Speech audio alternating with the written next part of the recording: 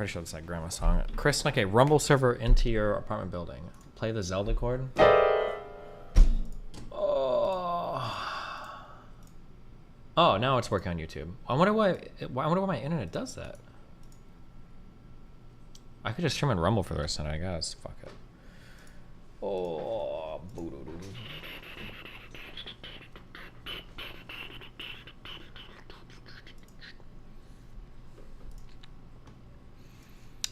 Okay, I can do Discord messages later. I do my emails.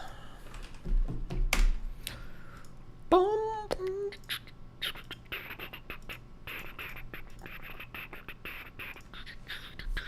I thought you had fiber? Yeah, but I mean, like, my Rumble internet is working, but my YouTube internet was not. I don't know why.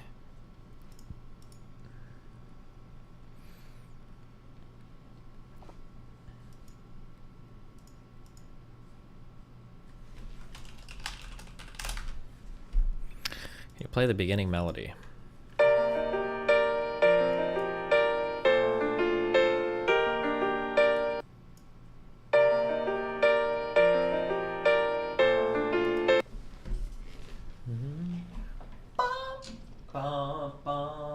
Oh God.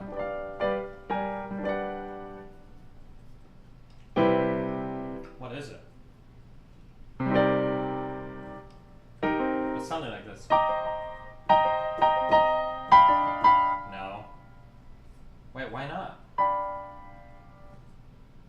Oh, because it would be F. It'd be this. And then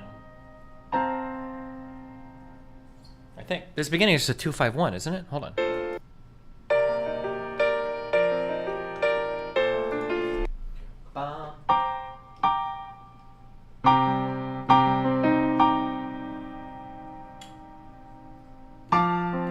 It's this.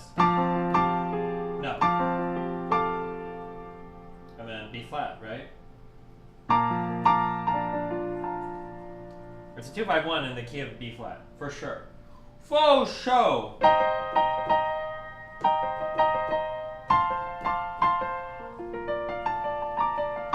And then there's another chord. I don't know what the next one is though. Don't know, don't care. Okay.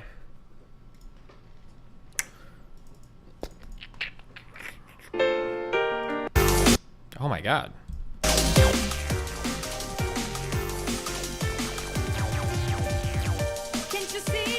Oh my God. Never mind. Okay.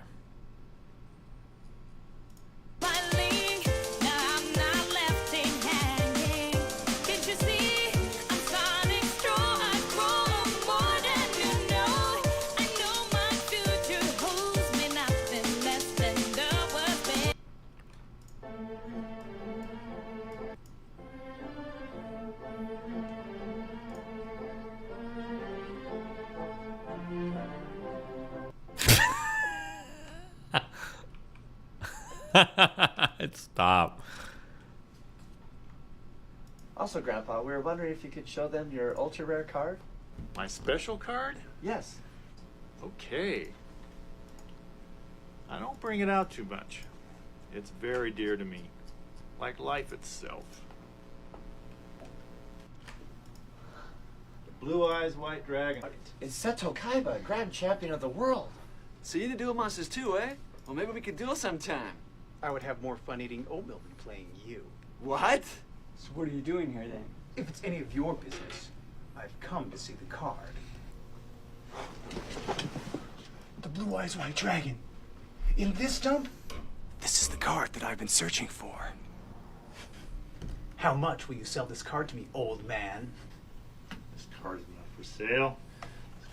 This card was a special gift to me. I will not part with it. We'll see about that.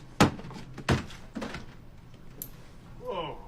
Give me the Blue Eyes White Dragon, and I'll trade you all of these. I'm sorry. No. Then hear me, old man. I challenge you to a duel.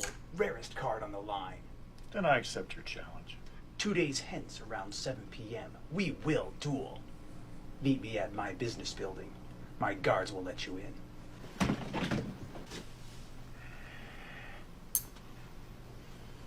Is this like a real scene from the show, or? Why do you let that prick talk to you like that? Why are you dueling him anyway? teach that boy what dueling is all about. Yes? Oh. Do you remember the, do you remember this scene? Whoa, sorry.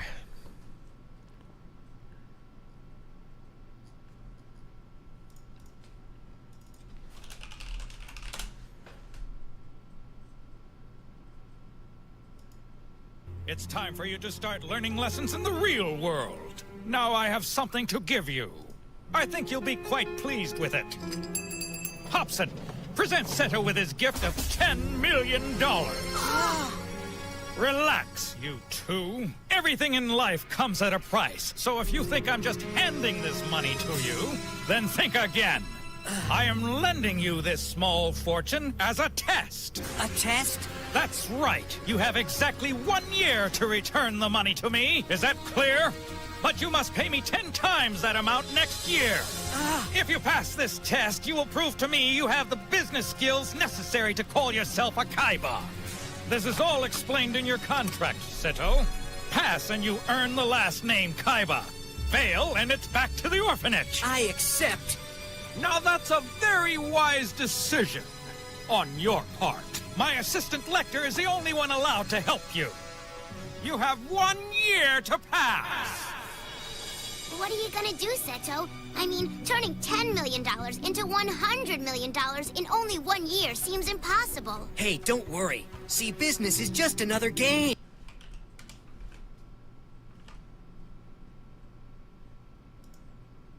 Hobson, present. You have 1 Game. Look. Possible. Hey, don't worry. See, business is just another game. Look, there are 100 cards here, right? Now pretend each card represents a piece of a company. Yeah? Well, this is where it all becomes a game. The trick is to own more cards than anyone else. If you can do that, you'll control the company. And how many cards do you need to do that? The magic number is 51. No one else can ever have more cards than you as long as you own 51 out of 100. That's how you win. Hey, Lecter, I need you to spend all $10 million of my money and buy me 51% of a company. What kind of company, sir? Any kind, as long as they value their workers. Come in. Sir, I found and purchased the perfect company.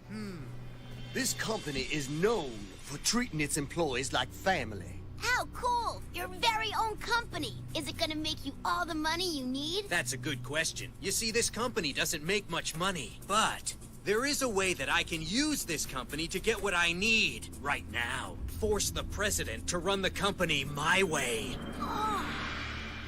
What? Why should I buy the company back at 10 times the price? Because if you don't, I'll shut this place down, leaving all your employees jobless. You are horrible, and you leave me with no choice. With my help, you made 10 times your money back. Where's the flaw?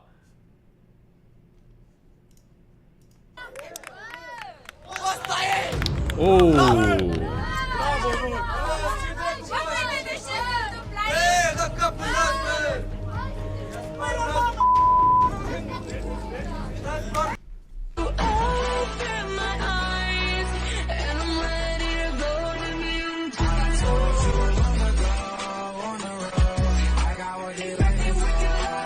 Okay. I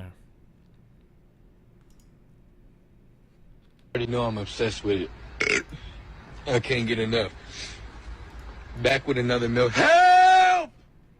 Help! Help me! Help! I already know I'm obsessed with it. Wait, I don't get it at all.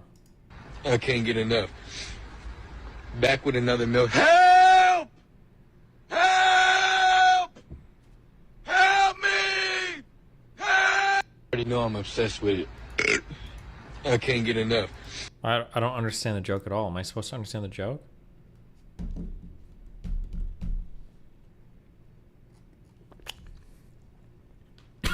There's nothing to get.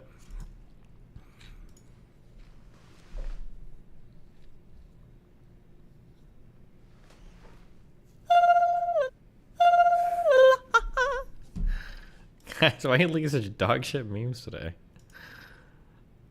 Rate these hamstrings. Jesus Christ.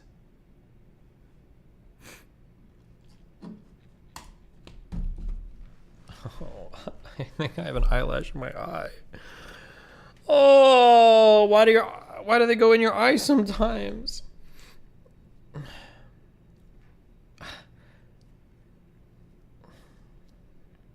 They're not supposed to go in there. What I do is I kind of just put my hand in my pocket and then hold it. And in pocket, that's good, but not great. Why? Well, you have to keep your hand there, and people might wonder why your hand's in your pocket. Very good, Alex, and you don't want to arouse suspicion. What strategy do you use? I just tuck it in my waist just straight up and then shirt over. Good, that's the second best approach, but the best approach, class, is to not do anything. Despite what you think, people don't actually notice when you have an Mr. Johnson, that can't be right. People would definitely see it. Good, Alex. Just testing to make sure you guys are paying attention. Of course they'll notice.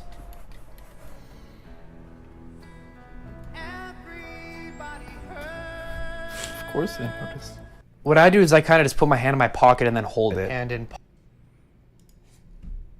Play the best song from the Final Fantasy VII OST.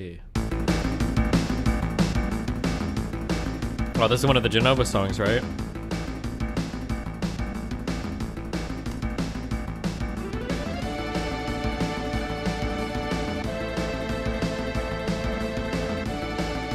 Is this Genova Project? What's the name of the song? Thanks for putting the titles in fucking Japanese.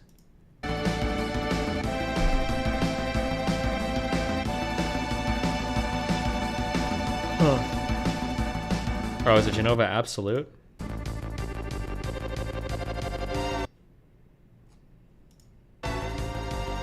Oh no, this is the...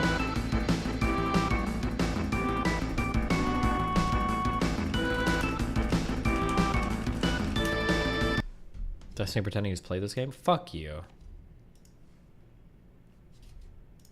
It's not this one.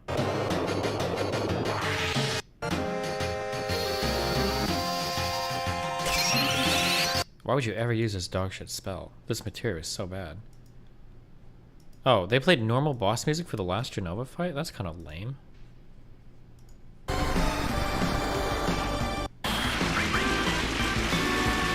Oh, this was the Sephiroth.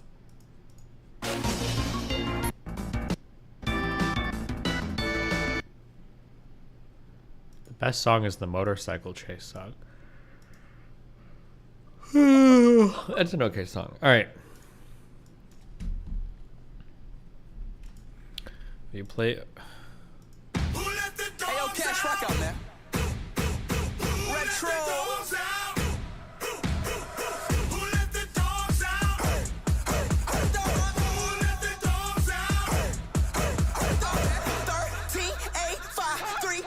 We lie, gotta slip, then slide, got her dizzy, oh my. I'm a man when it come to this. I was 16 with the gutter trick, going 19 on a boss tit, pour water clean on that false water. I'm a demon man, never seen a man. I'ma eat it up like a dinner man. Got a big bull, I'm a letter man, put a bust down my ceiling fan. I'm a dog, man, I'm a bark.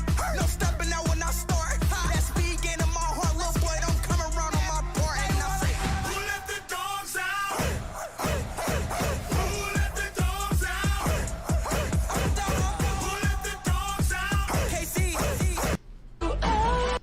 Oh, how do I solve this?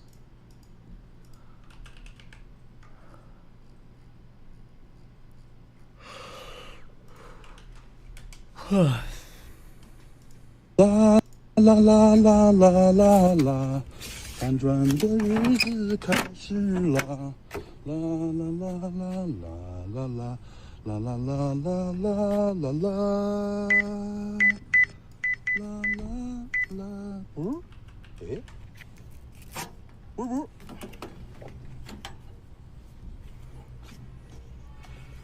Average tier 5 mobile. 哎，又是一天。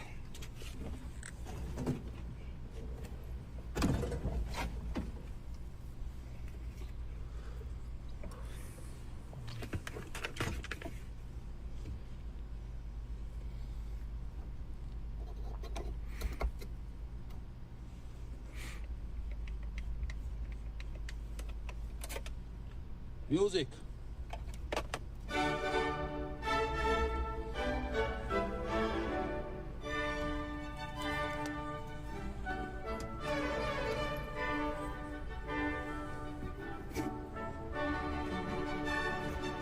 请您在输入密码前确认周边环境是否安全。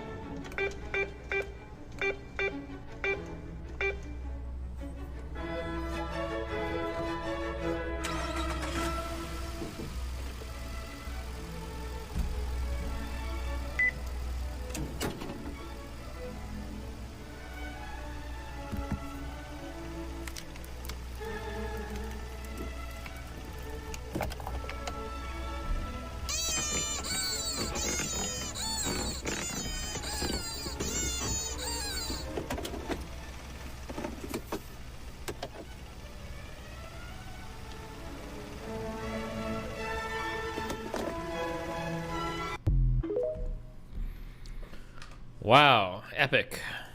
Let's find a more epic meme.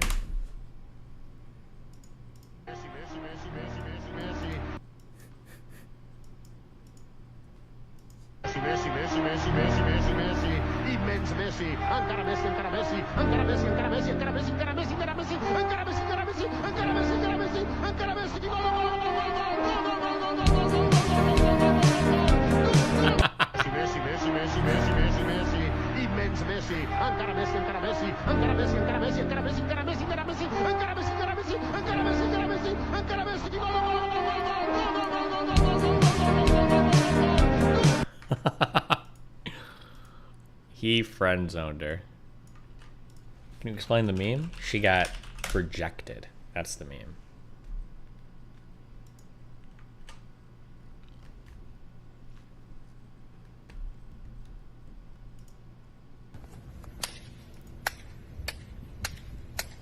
Or if you want to view it more cuckly, you can say that the guy was being nice to the girl because she was drunk. Lame.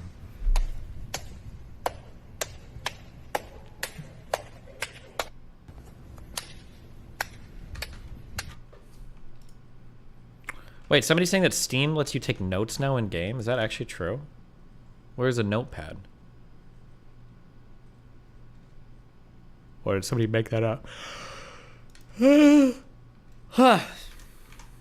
If you don't click, you will die. Holy shit, hold on. Oh, beta client update.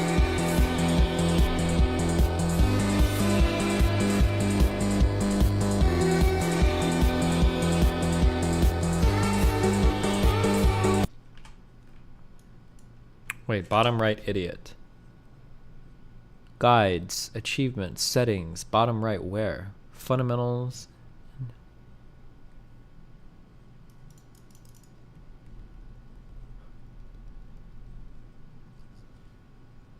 You have to restart to get the update. Huh. He meant bottom left. Fuck you guys.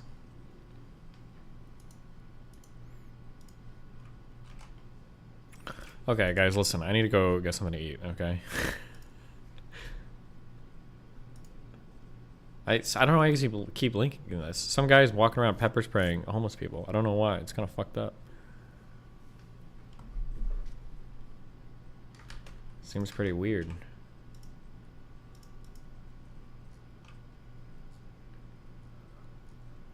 She's still like a... Huh.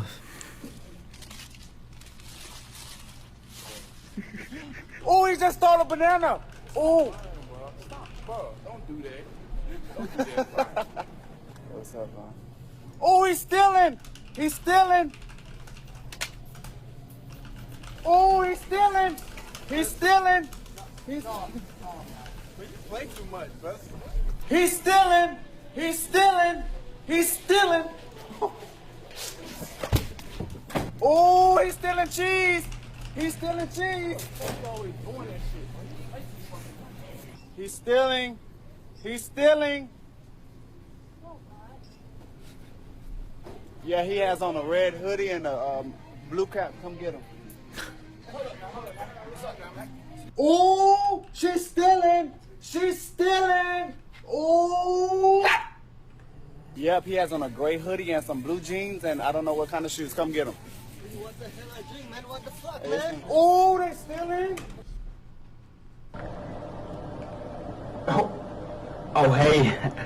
I'm just about to go to bed. I know we couldn't Skype tonight, but That's alright. Good night, girl. I'll see you tomorrow. Why? Drop the drums! It's okay. I got this.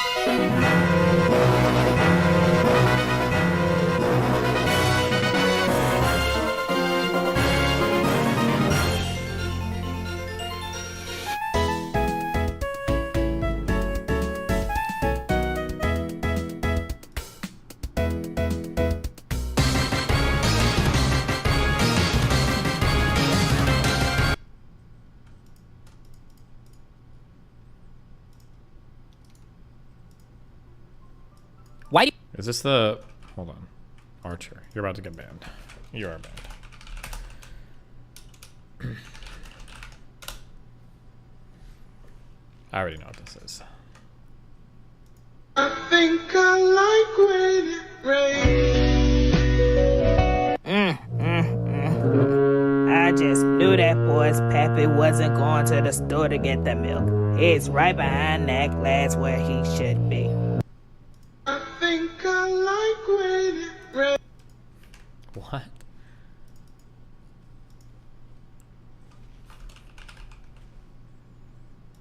Fuentes agrees with the Muslim dude. When the Holy Spirit. I don't care.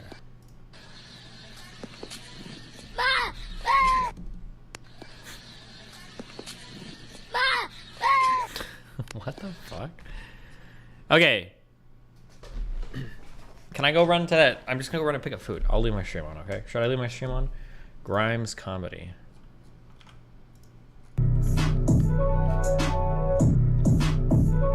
I slide through the side of town that they scared of. Little do they know I'm the one to beware of. Don't want no square love. Killer see me out, give me bear hugs. Haters see me falling, know they fed up. Okay. Okay. Give me like 15-20 minutes. It's not... Wait, let me make sure it's open this time before I go and have to go to that horrible chicken place. Holy Christ. It is open. Okay, based. Leave us with a video? What video? If you've been... Your food is lying to you, Climate Town.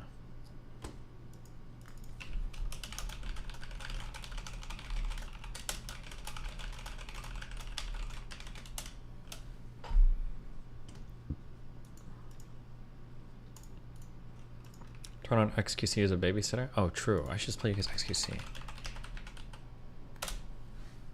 He's not even streaming. Fuck.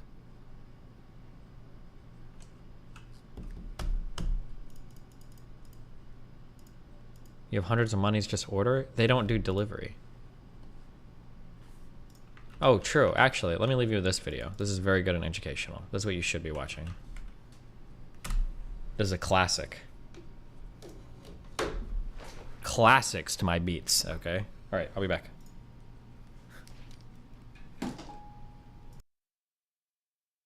In this video, I'll be explaining exactly what I do to collect Watch for Rolling Rocks in 0.5 A-presses.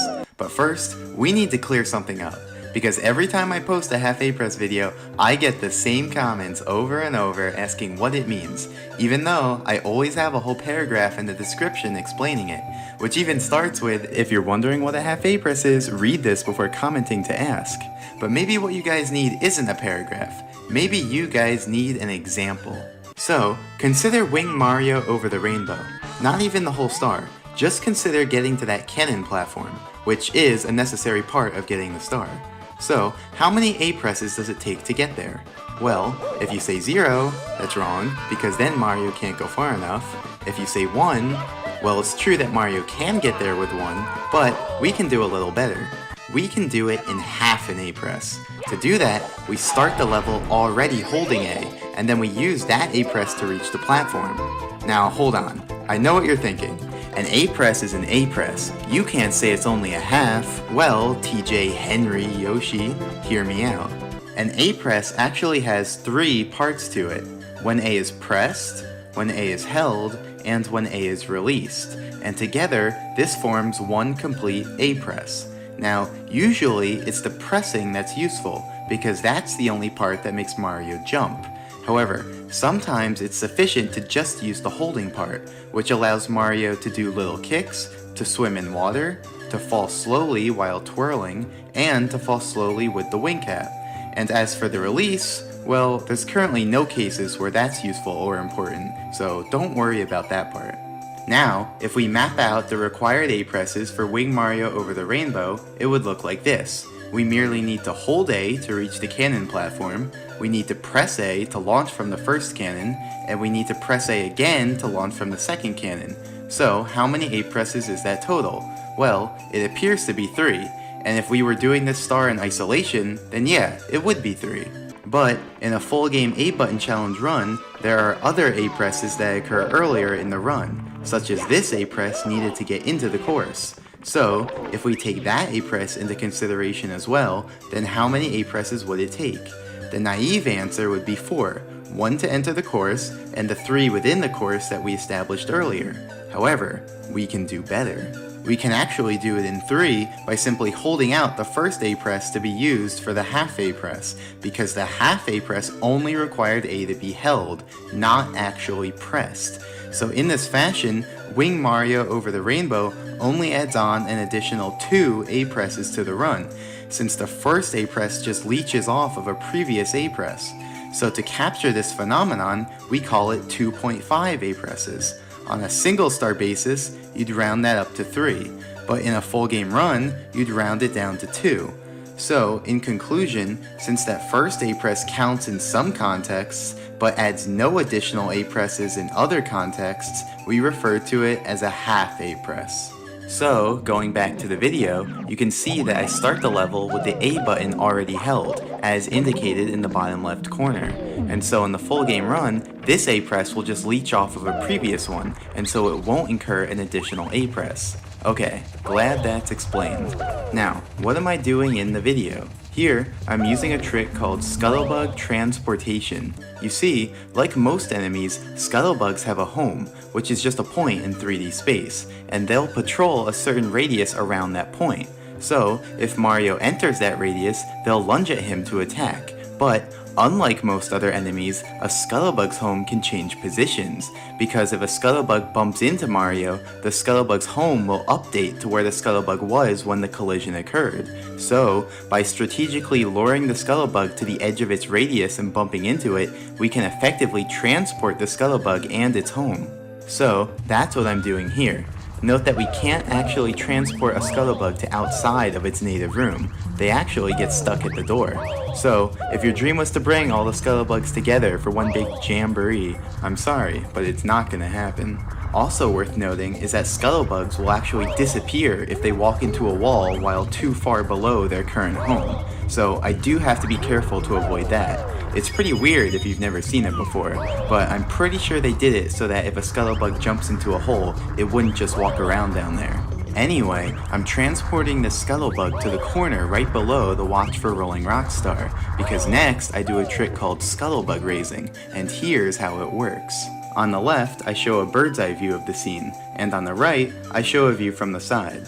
Now, when Mario leaves the Rolling Rocks room, the Scuttlebug deactivates. That's because the room, and everything in it, are only active when Mario's in the room, or standing in a small region right outside the door, indicated here in yellow. So, if Mario isn't in the Rolling Rocks room or in the yellow region, then the room will be completely black, and everything in the room will be invisible and won't move. Conveniently, this allows us to raise the Scuttlebug by performing the following steps. First, Mario enters the Scuttlebug's radius. Although the Scuttlebug is invisible and can't move around, it can still turn towards Mario and activate a lunge. Then, Mario leaves the radius and the Scuttlebug returns to facing its home. Next, Mario enters the yellow region to activate the Scuttlebug. The Scuttlebug will perform the lunge that it started, but cleverly, we have Mario exit the yellow region right when the Scuttlebug is at the peak of its trajectory, thereby deactivating it so it won't fall down. And finally, since the Scuttlebug moved past its home, it turns around to face its home once more. Now, we've gotten all the height we could out of the Scuttlebug's current lunge, but that's no problem, because we can just activate another lunge by repeating this procedure. Activate a lunge while the Scuttlebug is deactivated, reactivate the Scuttlebug just for the upwards portion of its trajectory, and then repeat. As simple as that. So that's what I do here, and I have a second screen to show it from the Scuttlebug's perspective. Fortunately, the Scuttlebug's radius isn't a sphere, but a cylinder that extends up and down infinitely. So really, no matter how high the Scuttlebug gets, we can continue to enter its area to activate its lunges and move it upwards. There's no limit to how high we can raise it. Now, it's worth noting that I only activate the Scuttlebug while I'm not inside its radius, so the Scuttlebug will always lunge towards its home and not towards Mario. This causes the Scuttlebug to effectively travel straight up above its home, but alternatively, I could have activated the Scuttlebug while inside of its radius, and in that case, the Scuttlebug would always lunge towards Mario instead of towards its home. So it would actually make its way towards the door and then travel straight up from there. That method's actually a little faster because we wouldn't have to wait for the Scuttlebug to turn back towards its home before each activation. However, it wouldn't work for what we're doing because we need the Scuttlebug to be right next to that corner. In fact, the top of that corner has a special property which we call a misalignment. Basically, in the game's code, there's a discrepancy between the way the game handles collision checking with floors versus walls. This results in a 1x1 unit area where Mario can get under the floor without being pushed away by the walls. And if Mario's less than 79 units under a floor, he'll snap right up onto it. So that'll be important later for getting up there. Anyway, now it's time to build up some speed, and I mean a lot of speed. So to get that speed, we're going to use a trick called hyperspeed walking, and here's how it works. You probably already know that there are some slopes in the game that are too steep to stand on. Mario just slides off of them. But did you know that you actually can stand on these slopes if they're submerged in shallow water? In fact, the underwater portion of these slopes has a special property. If you try running uphill on them, you'll end up running backwards at an increasing speed with no upper bound. But in most circumstances, this would cause us to end up in the water before building up any real speed.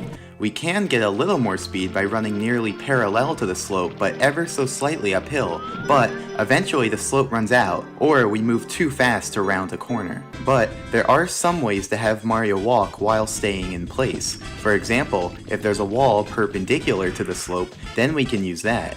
That allows Mario to build up quite a bit of speed before he breaks through. However, if the wall isn't perpendicular to the slope, then we end up sliding down into the water. That's because walls are really just rectangles that push Mario out perpendicularly. So, if Mario moves into a wall at an angle, the game will calculate his intended next position, then the wall will push that position out, and then Mario ends up having a net movement along the wall. So ultimately, he'll end up moving into the water. So, is all hope lost? Well, no, because Tyler Caney figured out that we could actually make use of the gate.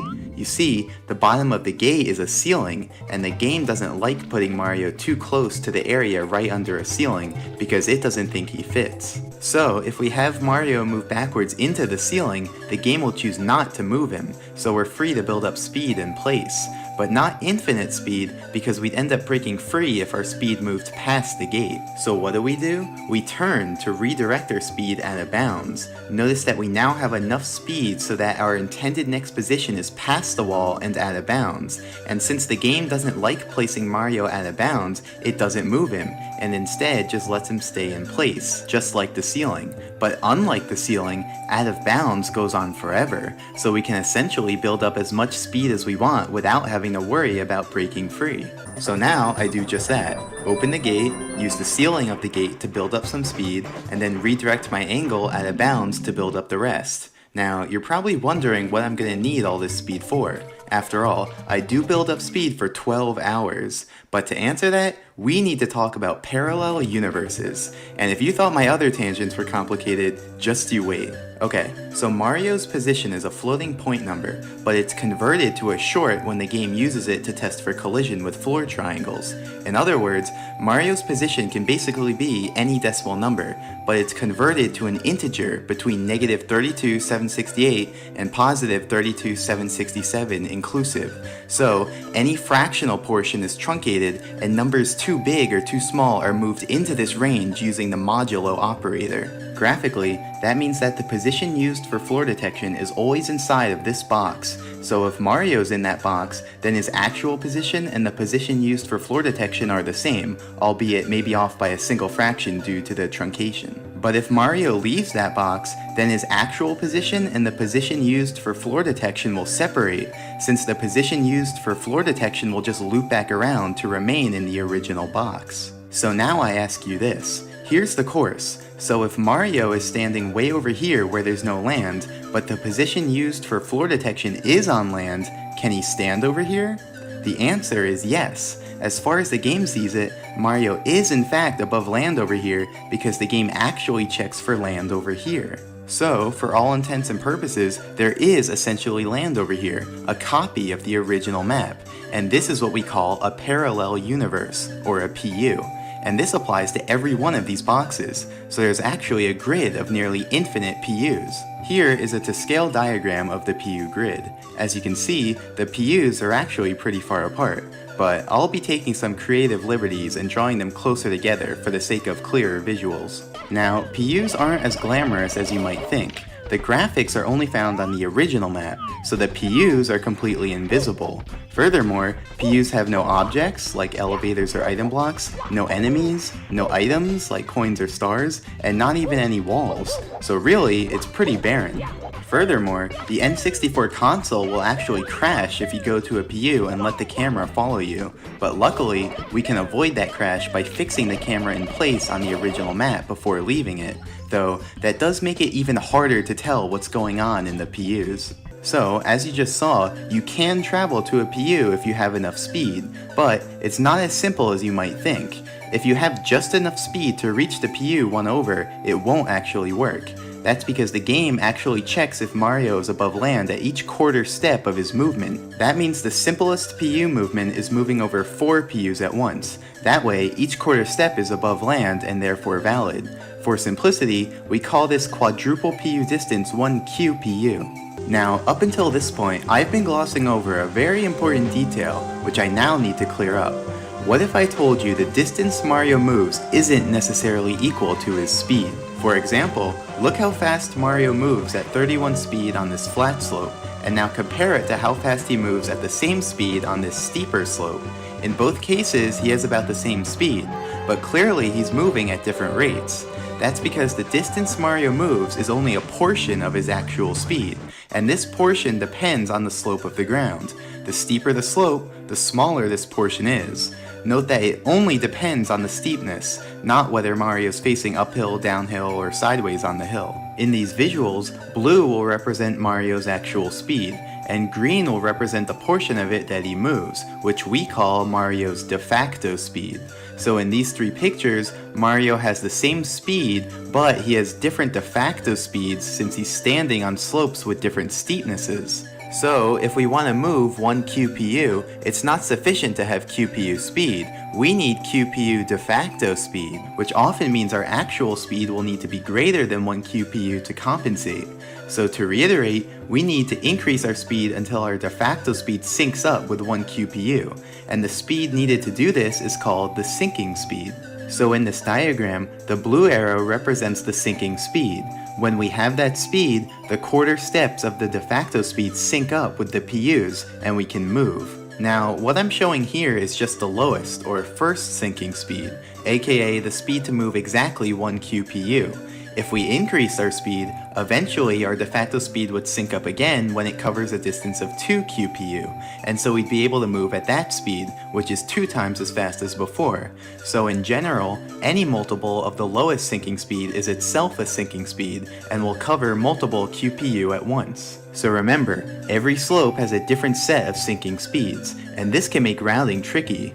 For example, in the video where I do PU movement to reach the secret aquarium, I had to traverse several different slopes. First, this slope that I used for hyperspeed walking, then this slope at the edge of the water, then the flat ground of the castle foyer, then the castle stairs, which is really a steep ramp, and then the flat ground of the upstairs. And note that the stairs you see there are actual stairs and not a ramp, so they're just flat ground. Here is a graph showing the sinking speeds for each of these slopes, and so these are the speeds I need in order to have PU movement while standing on each of these slopes. Naturally, the steeper slopes have greater sinking speeds. Now, keep in mind that I can only build up speed while I'm on the hyperspeed walking slope.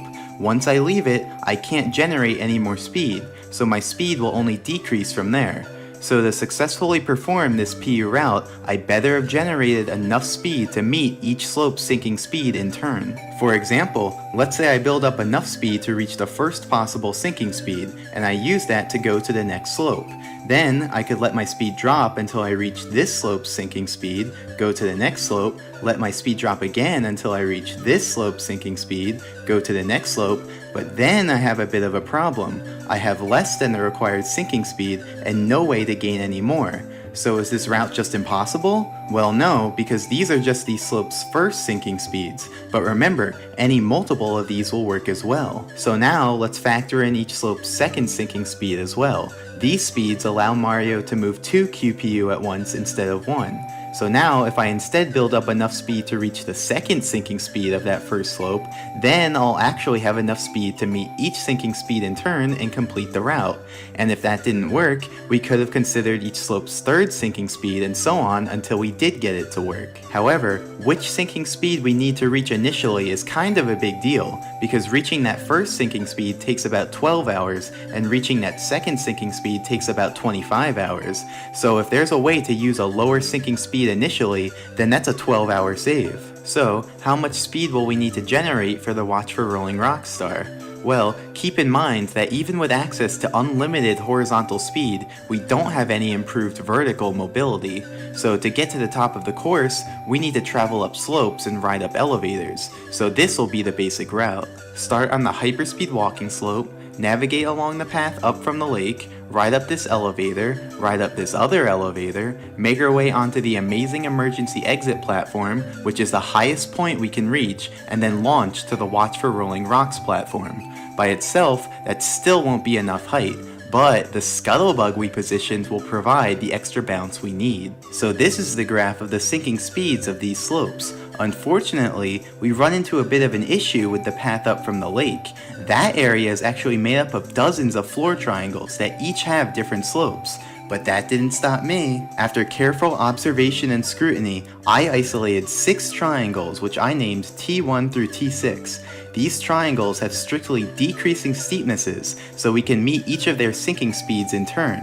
Additionally, their heights span the entire vertical distance we need to cover to go from bottom to top, without leaving any gaps in between. So, by using the slopes of those 6 triangles, we can complete the blueprint for our route, allowing us to utilize the first sinking speed of that initial slope, so building up speed only takes 12 hours instead of 25. Now, we're almost ready to go back to the video, but there's just some final points I want to make. For example, you don't need to have exactly the sinking speed to traverse PUs. If you have slightly less than the sinking speed, you'll move relatively forwards in the map.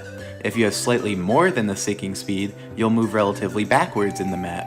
And the further you deviate from the sinking speed, the greater this relative movement will be. Additionally, if you adjust your angle slightly away from the cardinal direction, you can move relatively sideways. But keep in mind that even the smallest possible angle deviation will be magnified over the QPU distance, and thus, Mario will be sent multiple feet to the side. Now, based off what I've told you, you might think you can only travel multiples of 4 PUs at a time, but that's not actually true. For example, if one of your quarter steps is out of bounds or over a ceiling, then that quarter step will be invalid. And since Mario moves up to but not including the first invalid quarter step, he can in fact end up stopping prematurely at one of the quarter steps. Separately, if you change slopes during a quarter step, your de facto speed will change and you'll alter the distance of the next quarter step, and so most likely it will no longer sync up with a PU and you'll end up stopping on the new slope. Finally, for simplicity, the set of PUs that are multiples of 4 away we call the QPU grid, and if Mario's on the QPU grid, then we say he's QPU aligned. Remember, moving a multiple of 4 PUs is easy, but moving a different amount requires special conditions like out of bounds or changing slopes. So, if you're QPU aligned, it's easy to stay that way, and if you're QPU misaligned, it's easy to stay that way as well. Now, if you become QPU misaligned, you'll need to correct that in order to return to the main map. But that can be difficult if you're not near out of bounds and your sequence of slope changes is predetermined. So, managing your QPU alignment is one of the many challenges of planning a PU route. Okay, so now we're finally ready to resume the main video and watch the PU movement. Just kidding, first I need to explain what these screens are. These extra screens will help you follow along during the PU movement. The standard view is just the view that the game shows, but since I fixed the camera on the main map to prevent the game from crashing, this screen won't tell you very much. The relative view shows where I am in each PU. This is what it would look like if I let the camera follow Mario around, and if PUs weren't invisible. The relative map also shows where I am in each PU, but from an overhead perspective. And finally, the PU map shows where I am in the PU grid. Okay, so now let's really start. So, as I explained earlier, I navigate up the path from the lake using the 6 triangles I isolated, and I've marked them in the relative map so you can follow along. So basically, I get onto a triangle, let my speed drop until I'm around the sinking speed for that triangle slope, then navigate uphill on the triangle, and then move to the next triangle. Using what I taught you, you should be able to follow along with my movement. For example, I'm able to move relatively backwards because I have slightly more than the sinking speed. Whenever I move sideways, it's because I'm slightly angled away from the cardinal direction. And every time I move from triangle to triangle, my QPU alignment changes. But cleverly, I planned it in such a way that they'd all cancel out by the end and I'd end up QPU aligned. So right now, I'm on the 6th triangle, so I do a little zigzag to bring me back towards the main map, as you can see on the PU map screen. Remember, I need to return to the main map in order to access the elevator, since there are no objects in PUs. As you may have noticed right there, the elevator didn't register me until I started kicking, and that's actually the reason why I've been holding A this entire time. By holding A, I can press B to do these little kicks. Without these kicks, I go through the elevator, but with the kicks, I can ride it up to gain precious height. Okay, so now we're closing in on the end. The final movement I do will be a kick onto the amazing emergency exit platform, then turn and launch myself towards the Scuttlebug. That movement will bring me 10 PU to the right and 3 PU down, but since I want to end up on the main map, I reverse that displacement and so position myself 3 PU up and 10 PU left. While doing that, I simultaneously position myself in the correct relative part of the map to make the movement work. Okay, now don't blink. And there we go. By bouncing on the Scuttlebug and ground pounding in the misalignment, I achieved just enough height to get onto the Rolling Rocks platform. Here, I show an abridged version of the Scuttlebug raising, in case earlier's viewing. We were just talking about that time you had sex with your teacher. Can you tell that story again?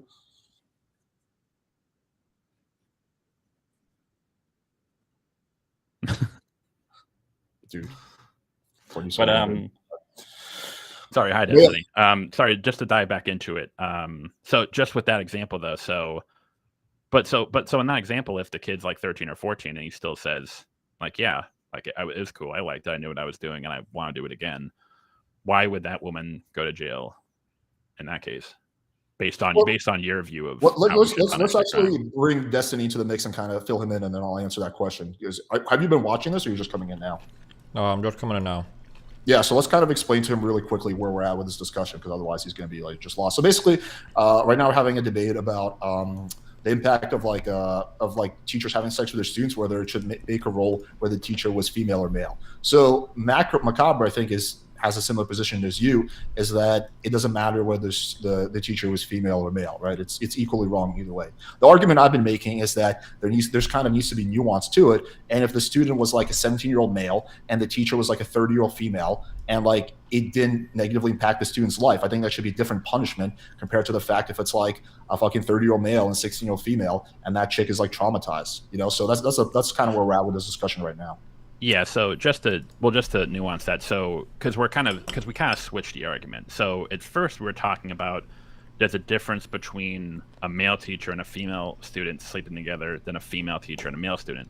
But then we kind of amended it to say, or you sort of amended it to say that, well, it's about the severity of the crime and the effects that it has on the student. So it's not really a gender thing anymore. It's more about if it is shown that the student suffers, whether mental, physical, emotional distress from the interaction, then the jail sentence should be, heightened. The issue I have is that, especially when we're talking about younger kids, like, 15, 16, sometimes the effects of these relationships may not manifest themselves. Well, not only do I not see a difference in the effects between men and women based on all the research I've done, in terms of the negative effects it can have on their lives. But sometimes these effects may not manifest themselves until years down the line. So again, like if it's like a 14-year-old boy, he's like, and he gets molested by his teacher, and the kid's like, yeah, it was fun, I liked it, it was awesome. But then 5 years later, he's like, yeah, no, I thought it was fun at the time, but looking back, because we see this a lot with like in any sort of like abusive relationships. Sometimes when you're in it, you don't really realize that, like, actually, no, that was kind of fucked up. Actually, no, that was not a healthy relationship. Or she did a lot of shit that I wasn't comfortable with, but I wasn't able to recognize at the time because I was underage. I was a minor. Yeah, but I think you can make that argument about any type of relationship. Like, you can be like, people typically start dating around 13, 14. Like, had my own first girlfriend when I was 13, right? And like, you can go back and be like, yo, you know what? That was a really fucked up relationship I was in 5 years ago, right? Like, you can retroactively change your mind about a lot of things. That's why the legal system. The difference is though is that there's a minor involved. Right. No, I understand that component. Right. So I'm not saying that like teachers should be get off scot-free. What I'm saying is there should be nuance to it, and we should take into consideration a lot of things. Like, I think the kid's age there should be a massive difference between whether the kid is 13 or 17, guy or girl. Right. So there should be kind of like a sliding scale when it comes to punishment. Another factor that should be considered is the impact on the victim, right? Whether that student became suicidal afterwards or he was just getting high fives from all his friends. Like, that's another thing that should be considered. You're saying, well, sometimes he might have a positive opinion on it, but then 5 years later realize it was negative. But that every single thing is like that. You can say that about any possible interrelationship, dynamic, activity, anything. You can think something's good in the moment and change your mind later. I mean, that's why I guess you can have like during court cases that have psychiatrists like testify, right? Because they're trying to like literally, they're like, okay, well, we don't even trust you at your face value what you're saying, so we're gonna have a psychiatrist testify and give his opinion on the situation. So I just want to kind of like get a nuance there when you kind of keep using the words change your mind. This isn't really what I'm talking about. What I'm talking about is if like a 15-year-old boy has like sex with his teacher, if he gets molested by her, and then 5 years later he starts to. It's not that he's changing his mind. It's that he's realizing, oh shit, this relationship did kind of fuck me up in ways, and it did affect my views on intimacy and relationships and romance. So I don't think changing your mind in that regard, because that almost makes it sound like you're like, oh, it's different now. But the issue there is, again, in regard to the difference there is that we're dealing with minors. The entire reason that we have statutory rape laws is because even if a kid is like 13, 14, 15 and they think, oh, I want to do this is something that I want to engage in, the implication is that it's like, well, are you fully capable of understanding the ramifications of what might occur down the line? So for example, there have been many cases where there have been female teachers and male students, and as a result of them having sex, the teacher becomes pregnant, and then that male student's kind of like, for the rest of his life, he has no recourse in regard. There have even been cases where male victims of statutory rape have been sued and been forced to pay child support. Wait, isn't that an argument then against all minor boys having sex? In terms of the boys in general? Yeah.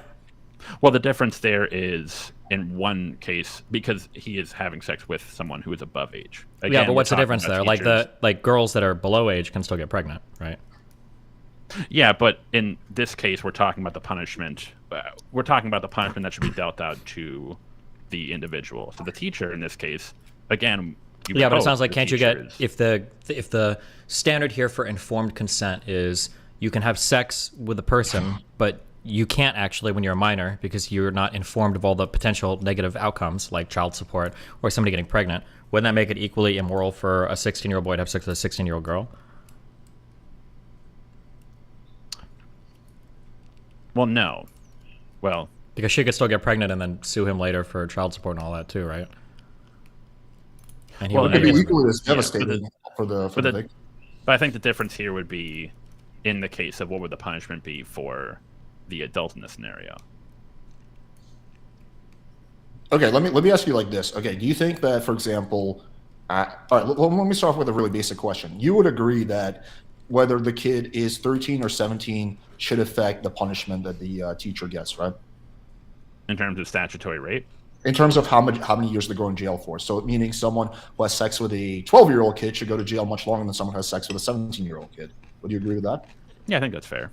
Okay, cool. So then the second thing is, would you agree that, for example, if that person who, the kid or the student or whatever, who has sex with a teacher, if he has a very visible negative effect, like he becomes suicidal, he becomes depressed, he gets made fun of, and that can be like proven, that should have a harder punishment than if the kid has a positive effect, where everyone's just giving him high fives. Would you agree that the punishment should be at least somewhat different? Well, it depends on when those symptoms are manifesting themselves, right? Well, we're assuming like within several months of the crime. Well, that's sort of the issue, where in many cases with a lot of these boys, is they don't really sort of like realize it until these issues don't really manifest until much later. I mean, not even a couple months, but even like years down the line. Okay, so but then the issue there I would have is, and maybe we move past this point, but then what I would sort of, to go back to your original point in regard to male teachers and female students, does that hold true for those cases? Like, so if a male teacher fucks like a 15-year-old female student, and she gets slut shamed and she becomes depressed and suicidal, that would be different. Or if there was a case where the male teacher fucked a female student and she didn't seem to exhibit any sort of negative effects and she saw it as a positive experience, do you think that male teacher should still face a harsher punishment than if the sexes were reversed? Well, no, I think that to me, it's more about the impact. It's less about, so the thing is that I'm just taking what you said at face value earlier, which is that often when a male student has sex with a teacher, that's a negative impact on his life. So I'm just assuming that's true based on you saying that. That's not what was my impression based on all the anecdotes I had before that. So if that is the case, then gender shouldn't really matter. It should just be about the impact on the student that it has. So okay. I don't think it should really matter then what the gender is, if what you're saying is true. Before going into this debate, I didn't assume that was the case. But yeah, I think, okay, so let me pose the question like this. You're a judge, right? I'll make you the judge. You're the grand fucking Supreme Court leader of the United States. You have two cases. They're similar and different in some ways. So here's the similarity. They both involve a 30-year-old teacher and a 16-year-old kid, right? Who's a male. In one of the cases, the 16-year-old kid, when he testifies, he's like, honestly, it was fully consensual. I was super into it. And honestly, it hasn't affected my life at all. I'm actually happy it happened. Versus the other one, the kid breaks down saying, I'm suicidal now. I can't go back to school. My social life is over. You would still give those both teachers the same punishment? Oh, was that to me or Destiny? Yeah, to you. Oh. Well, hang on. Well, in that case, was the student, because the implications that the student was that enthusiastic with the relationship at first, but then the effects came afterwards. Let's assume it was both. Neither one of them was like rape. It was just statutory rape. Neither one of them was like they were both like initially like, I'm super. Yeah, they were both initially down, but one of them, it had a super negative impact on his life. He's suicidal. And the other one is like happy about it and like thinks it was a positive experience. I'd give him the same punishment.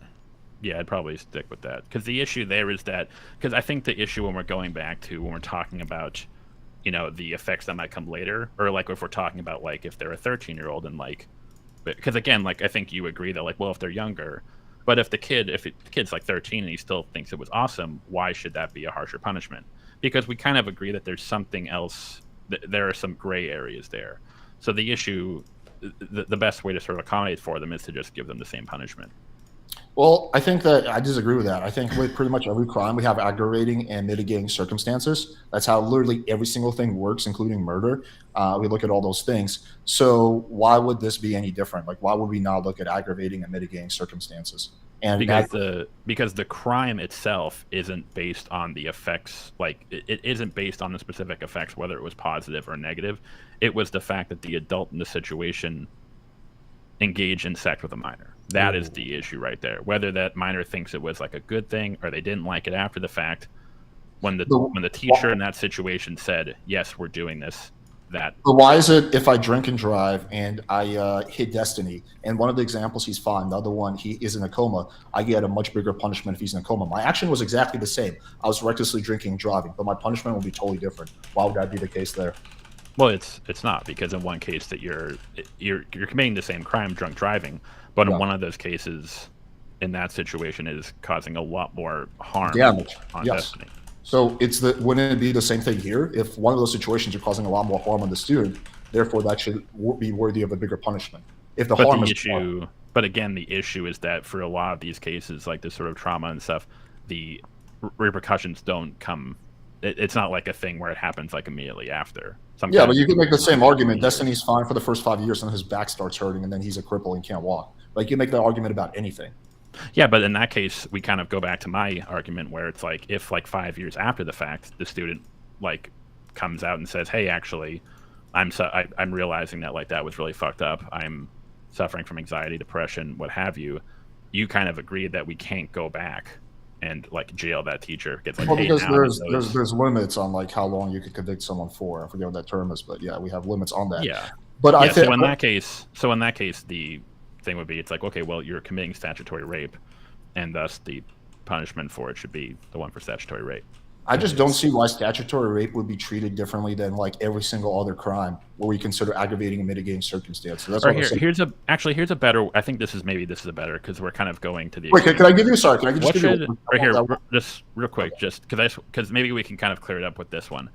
So let's say a female teacher does have sex with like 15-year-old, 16-year-old boy, and then after he's like, yeah, no, I was cool with it. It's fine. I don't have any regrets about it. Do you think that woman should not be jailed at all? Ooh, big question. I think she should not be jailed at all. I mean, that's a tough question. So give me the example again. So he's 16. He's totally cool with it, and and then that's basically it. That's what I'm seeing as a judge. Yeah. I would. Does she have a criminal record, or is this the first time? First time.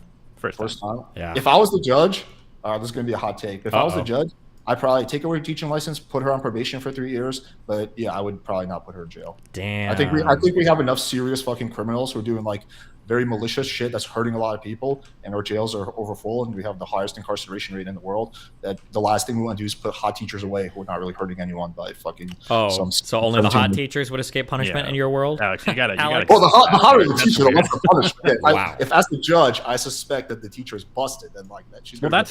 That unfortunately is, I think, a factor in a lot of these cases where, like the Cameron case that I mentioned to you, where it's like, even though she was the adult in the situation, it was framed as if he ruined her life because, oh, she's the sweet teacher and she didn't realize what she was doing.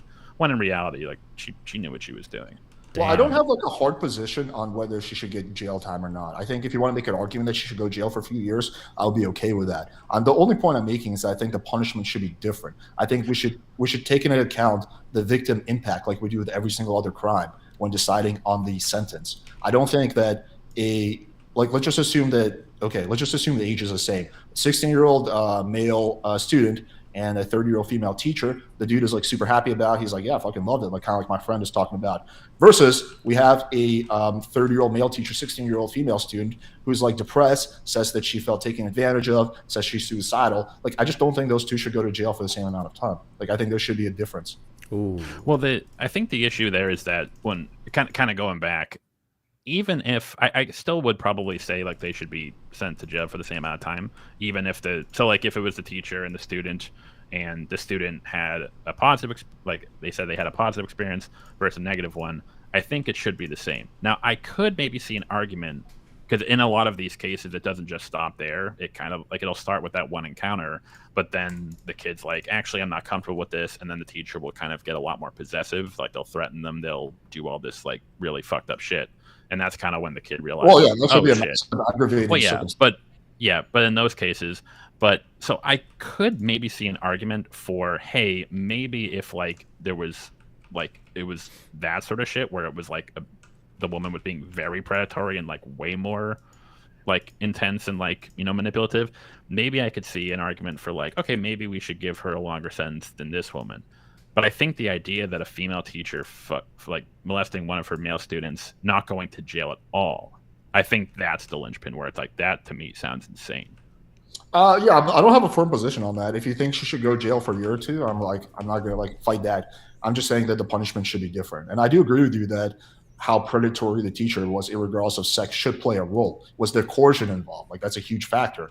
Who was the one that initiated, right? Like I think all those things should play a role. Well, no, hang on. I would just go like Wait, Let let me make this last point. We were talking about earlier about like someone who, for example, is happy with the experience later, and then 5 years later says it was negative. I mean, would you then say that if, for example, I have sex with a girl and she gets called to court, she's like, no, it was purely consensual, I was fully into it, and then 10 years later she's like, oh, actually, it felt like rape to me, that like that would be worthy of like putting me away for rape? Or like, do we just take people at their world generally? Like when someone says something, we just generally, unless the psychiatrist like testified this person is like, not thinking rationally, assuming that's not the case, like this person is thinking rationally, we generally, like when people testify, take them at their word. We don't just assume, well, 5 years later they might change their mind. Again, so if I use the example, would you take the word of a 13-year-old over the word of an 18-year-old? Depending on what? Like, what are we talking about here? Here, let's use it better. Like, because we kind of discussed this earlier. If a 16-year-old male student says, "Yeah, it was awesome, I was cool with it, it was fine, no problems here," but then if it was a 13-year-old male student and he said, "Yeah, it was cool, no problems, I was cool with it totally," would you see a difference between those two situations, or would you? Well, I would punish them differently, because I think. But why? He said he was cool with it. Well, because I think that even though we need to, for like simplicity and legality's sake, we need to like have a number for what is like the age of consent. I think consent is a sliding scale. So someone who's 16 is more able to consent than someone who's 13. Someone who's 19 is more able to consent than someone who's 16. And honestly, a girl who's 30 is more able to consent than a girl who's 18. We just look at those the same because there's really no other way to do that. But in reality, like a girl who's 30 has more ability to consent than a girl who's 18. And it goes like that all the way down. So the younger you are, the less ability you have to consent. And as you get older, your ability increases. At 16, you're probably not at your full ability to consent, but you're much further along than when you were 12. Damn. So the issue there is, the issue there is that like you are correct that we have to have a hard line, and we do. And that is, and I believe in the US, in most of these cases, 18. So the question is like whether or not the kid was 16 or 15, or whether they wanted it or they were kind of uncomfortable after the fact, it would still be statutory rape, and thus the crime would be the same. What if it's a mistake? But the issue, to kind of go back to your point when you were talking about, because you kind of keep sort of like saying this thing, you keep using the example of like, well, what if a girl like 10 years later changes her mind about our interaction? It's like, that's not what we're talking about. We're not talking about a kid changing his mind. We're talking about like, hey, when I was like 15, I didn't realize. Because again, we're talking about, that's the second part is that we're talking about a minor. That's the whole point that we have statutory rape laws, is because, hey, this person's too young to sort of maybe be able to judge the situation as an adult would. So if 10 years later they start to say, it's like, hey, actually, yeah, no, looking back, I did realize that I was in a really fucked up situation. And I'm starting to deal with the effects now. That's not them changing their mind in regard to it. Well, if the kid is testifying and saying, hey, this was a good thing, and then 5 years later he says, no, it was a bad thing, then he is changing his mind. Well, no, because again, we're talking with minors. That's the entire point. Is if when we're talking about, that's the entire reason, like when I asked you about, well, what if you asked a 13-year-old? It's like, well, the reason you're saying is because you understand that a 13-year-old compared to like a 20-year-old, a 13-year-old has less of the ability to sort of gauge the situation objectively. Right. So, but also a 13-year-old compared to a 17-year-old, also there's a difference there. Like you become mature every year that you get older. I mean, would you, okay, if you have a, let's say you have a different case. It's not a teacher, it's just two people. There's a 30-year-old guy who has sex with a 17-year-old girl versus there's a 30-year-old guy who has sex with a 12-year-old girl. Would you punish those differently, or would you punish them the same because they're both statutory rape? Well, it would definitely be for statutory rape. But what would the punishment be different for the 17-year-old compared to the 12-year-old? Probably I would give them the same. Damn. What about if the girl is 7-year-old versus a 17-year-old? What if it's 7 months old? Let's go all the way down. Well, I think statutory rape laws stop at around. I think below like 12 years old it becomes forcible rape, because at that point then the call is, instead of like, so the kind of what you're talking about, the sliding scale. It's not so much like the sliding scale. They're almost like pockets where it's 18 and above. It's like 17 to like, I think like 13. And then below 13 is considered just straight up forcible rape. Because at that point, it's to the point where we're talking about kids who like haven't even gone through puberty yet, probably don't even know what sex is. Yeah, I think there should definitely be and with the kind of that is what happens. There will be a different punishment, generally speaking, between a 13-year-old and 17-year-old. We will also look at the age of the guy. If the guy's like 22 and he's just slightly outside that window, we will typically punish that guy less than the guy who's 45, right? So we do typically take those nuances into consideration when judges. Yeah, generally speaking, yeah. When judges make a ruling, from what I've seen, but in the case of like, so if a 22-year-old fucked a 15-year-old versus a 30-year-old fucking a 15-year-old, would the 30-year-old get a higher sentence? I don't know about, because I don't think so in that case. But I think we definitely. But if the dude is like 21 and he's technically committing statutory rape, but he's just like within like a reasonable window, versus a guy who's 40, who's like, we just kind of assume he's a predator, which he is. They would get a different sentence. I don't know specifically about 30-year-old versus a 60-year-old, but I do know that if he's just outside that window, even though he is both statutory rape, the punishment will be different. And we do take into account the age of the girl. If she was like 17 years old, or 17 and a half, we would punish that differently than a girl who's like 13. I'm saying they're both wrong, and the guy should be like, yeah, like you should not fuck anyone under 18. But I generally speaking, within the justice system, we do take into account all these factors. And I think the big issue, or like we kind of already went over it, but I think the issue is that we may agree that in some cases there may be sort of like a sliding scale in regard to like other factors. But I think, to just kind of touch back upon it, I think the idea of like a female teacher not facing any because at the beginning, again, we kind of moved past it, so I'll just touch upon it briefly. But like, it seemed like you were saying that like a male teacher and a female student was like inherently worse than a female teacher and a male student. Because I was assuming that there is a big difference in terms of the impact, but I'm just changing my position if what you're saying is true, that the effects are largely the same. Yeah. So again, since we've kind of resolved that, yeah, I think the issue, I can't see it like situations where it would be sort of like a sliding scale, but I think the difference is like my base, like sort of like my floor for it is different, where I would say a female teacher, even if the kid was like, yeah, it was cool, I liked it, I'm cool, would still face jail time for statutory rape as like a minimum. And then it could go higher depending on the sentence based off of how many times did they do it, what other things were involved. But the base would be, it's like, yeah, I still think she should face jail time. What about in a situation where the like, just let's forget about a teacher thing and just take a look at just like regular relationships. What if in a situation where the girl lies to the guy? So he thought that she was 18, but she really was 16. Do you think the punishment should be the same if compared to a situation where he knew that she was 16? I actually have to look into statutory rape laws, because I think that's actually one of the most...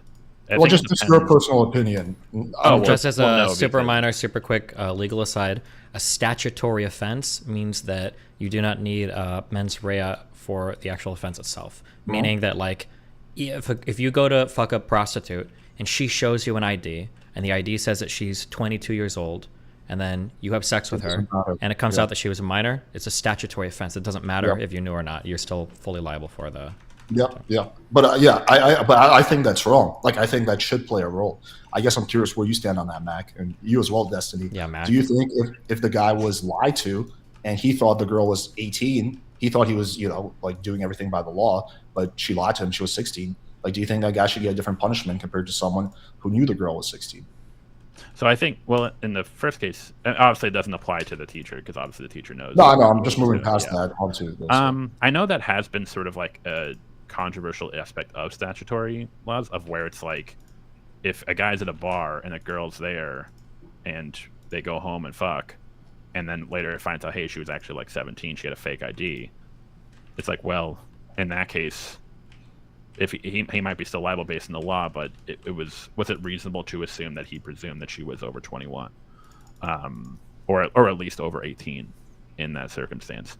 I'm not a fan of that. I think in those cases there should be leeway, if it's proven that like the guy did not know, or he at least had, what's what I'm looking for, reasonable suggestion to believe that she would be overage. Okay, that's my position as well. Where do you stand on that, Destiny? Well, we can back up a bit. I disagree with all of you on this whole convo. Go right ahead, my man. I think the penalty should be the same regardless of the outcome of the child, and I don't think whether they're 17 or 13 should matter. Damn. Is that really your position, or are you just being contrarian? No, that's my position. Yeah. Well, I think that's I think that kind of is. I mean, obviously, it depends on. Obviously, judges in different circumstances might make different rulings, but I think the law as it is that case where it goes from 17 to 13, it would be considered a statutory offense, whereas anything under 13 would automatically be considered forcible rape. So the crime they would be charged with the same crime. Depending on what the punishment would be, I guess, at the discretion of the judge. They would be charged with the same crime, but the punishment generally would be different. Judges get a lot of discretion. There's like sentencing guidelines, so it'll be like 2 to 8 years. And a lot of that, the judge will be like, well, this kind of makes sense to me. I'll give him 2 years. But a lot of that is like, just depends on like what the judge thinks about the case. So there'll be like minimal sentencing, but like after that, the judge has a lot of leeway. And there will generally be like differences in punishment between whether the girl's 13 and 17. Okay, so let me pose this question to Destiny. So let's just take the current like U.S. law aside and just pretend like you are in full control to make any policy you want. Where like, Destiny, you're the great leader. We need you to take over our legal system. So you have 2 cases as a judge. One is 30-year-old man and a 17-and-a-half-year-old woman, and the other one is a 7-year-old girl. You'd give them the same punishment? Yeah, but I thought we were talking about teachers. Okay, let me rephrase it. So, teacher, one is a 17-and-a-half-year-old girl, one is a 7-year-old girl. You'd give them the same punishment? I think they'd be charged with the same crime. They'd probably get sentenced a little bit differently, but they're in my eyes, they're committing the same crime, yeah. But what would you're the judge, you get to make any punishment you want. Would you give them the same punishment? I might make up a different age bucket for the person that did the higher sex crime for the one that fucked the lower age person, but it'd be roughly equivalent. And I think that's kind of what we have in currently. When you say roughly equivalent, like what do you mean? Like you're talking about it's like she might get like 3 less months. As in, I think that the issue with the crimes here is we're looking at weird things. One is we're looking at the age of the person, which I don't think is relevant. And 2, we're looking at the outcomes of the person, which I also don't think is relevant. I think the issue with a teacher having sex with a kid is that the kid doesn't really have the ability to consent or not consent because the kid doesn't know if there's ramifications for refusing a sexual advance. So the issue is that the chances are, I'll be really edgy, there can probably be some forms of a 25-year-old teacher messing around with a 13-year-old or a 17-year-old or whatever student, and it doesn't end up bad for anybody. The kid just does their fucking thing. It's whatever. A 25-year-old lady blows a 13-year-old student. It's weird or whatever, but the student doesn't get traumatized or whatever. But the problem isn't whether or not the outcome is bad. The problem is that at the time the student is being propositioned by the teacher, the student doesn't know what ramifications there are if the student says no. And I think that's what always makes it wrong. Even if everybody likes it, even if everybody wants it, even if it's completely on the up and up. I think that's the issue. Yeah. What if the student is 18 but he's still a student, right? Because typically a lot of people, like I finished high school when I was 18. Even if he was 18, that's why I said I don't think the age matters. It's not about the age. It's like the same thing with it. Like teacher student is the same thing as employee employer, in my opinion. So really, you give an 18-year-old, so a teacher has sex with an 18-year-old student compared to a 7-year-old student, you give them roughly the same punishment? Yeah. You're a teacher. You're supposed to be there to guide and help students. There's not supposed to be offers of sex on the table. It can fuck with a person's mind a lot. And even if it doesn't, the student doesn't know if he does or doesn't fuck a teacher, if he's going to be like getting grades deducted, if it's going to like come out in some kind of like permanent record, if it's going to be like weird treatment down the line. Yeah, that's the crime. The issue isn't like, we can have like a separate crime for like fucking minors, but that's a different thing than using a position of power over somebody to have sex with them, I think, which is more insidious. Yeah. And Alex, just to go back, because that was the thing I wanted to mention, because it kind of goes along with what Destiny was saying. You kind of mentioned, Alex, that you think that you should take into account who approached who, or who propositioned who initially. More just like whether there was coercion involved. I guess that was my larger point. Okay, well, no, because either way, the female teacher goes to a 15-year-old boy. It's like, hey, do you want to fuck? And he says yes. It's not like she's like, I mean, there's, again, like what Desi was saying, there's sort of like, because she is his teacher, there may be this implicit threat there, or there's these implicit consequences. But what I'm saying is, like, I don't think it would matter at all if whether the 15-year-old student like went up to the teacher and is like, hey, what's up, you want to fuck? Yeah, I think there's a big difference in if whether like the student was the one that was like trying to fuck the teacher and eventually she's like, whatever, she just gave in, versus the teacher was like, hey, if you don't fuck me, you're going to get an F. And she was like literally like pushing and coercing the student to having sex. I think there should definitely be a big difference in how those two are punished. Well, no, the example you gave, that's wrong. That might always be what's on the table, and the student just isn't sure. Like, the teacher comes up to me and it's like, "Do you want to fuck?" And it's like, "Well, fuck." If I say no, like, even if it's not explicit, there's again, this is kind of why boss-employee relationships aren't, because there's always that sort of, and even this kind of even goes back to like when we're talking about, and this is kind of why it's so insidious, is because if a boss propositions their employee, even if there's no explicit like, hey, if you don't do this, this is going to happen, there's always that sort of in the employee's head, like, oh shit, if I don't do this, what if he does this? There's no way to know that they will, and it's never explicitly stated, but it's always there because there is that power dynamic. Well, that's in any kind of power dynamic, but we generally, with pretty much every other crime, we do consider like the way things went down. Like, there's a big difference between someone voluntarily agreeing to something, even if in their mind maybe they were like subconsciously thinking, well, if I don't do this, blah blah blah, versus someone like explicitly putting massive amount of coercion on that person. Like, we would punish that differently. And like, I don't know if we would. I think it depends on the crime.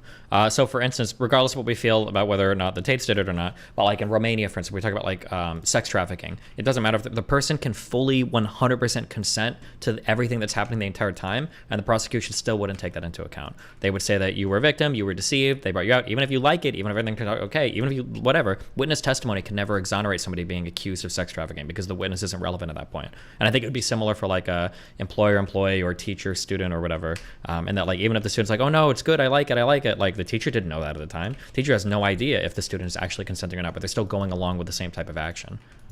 Yeah, and well, also, first of all, I do think the judge would punish that differently if the based on the victim testimony. I do think judges take that into you account. can punish it differently, but like what the sentencing guidelines ought to be is a fundamentally different question than is it the same type of crime, right? Like, fucking a 12-year-old and fucking a like 8-year-old is probably like the same type of crime, but you might punish one more harsh than the other. Well, that's the only thing I'm saying. I acknowledge it's the same crime.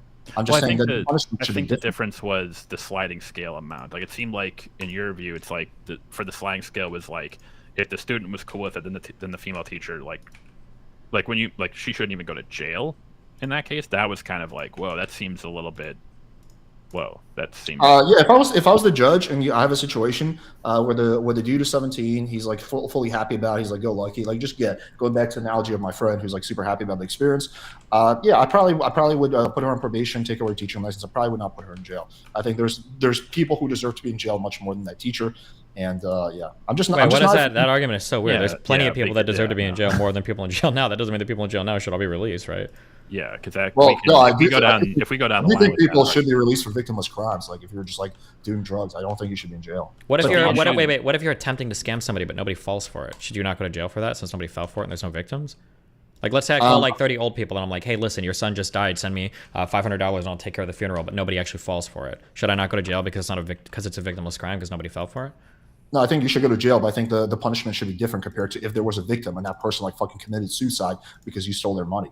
Okay, I disagree, but yeah. We take that into account with like drinking and driving, for example. I understand we do. With assault. Yeah, I understand we do, but I don't think we should. I think it's the same crime. Whether you DUI and you hit and kill 5 people versus hitting and killing nobody, it's the same exact crime. I think it's probably the same punishment for both.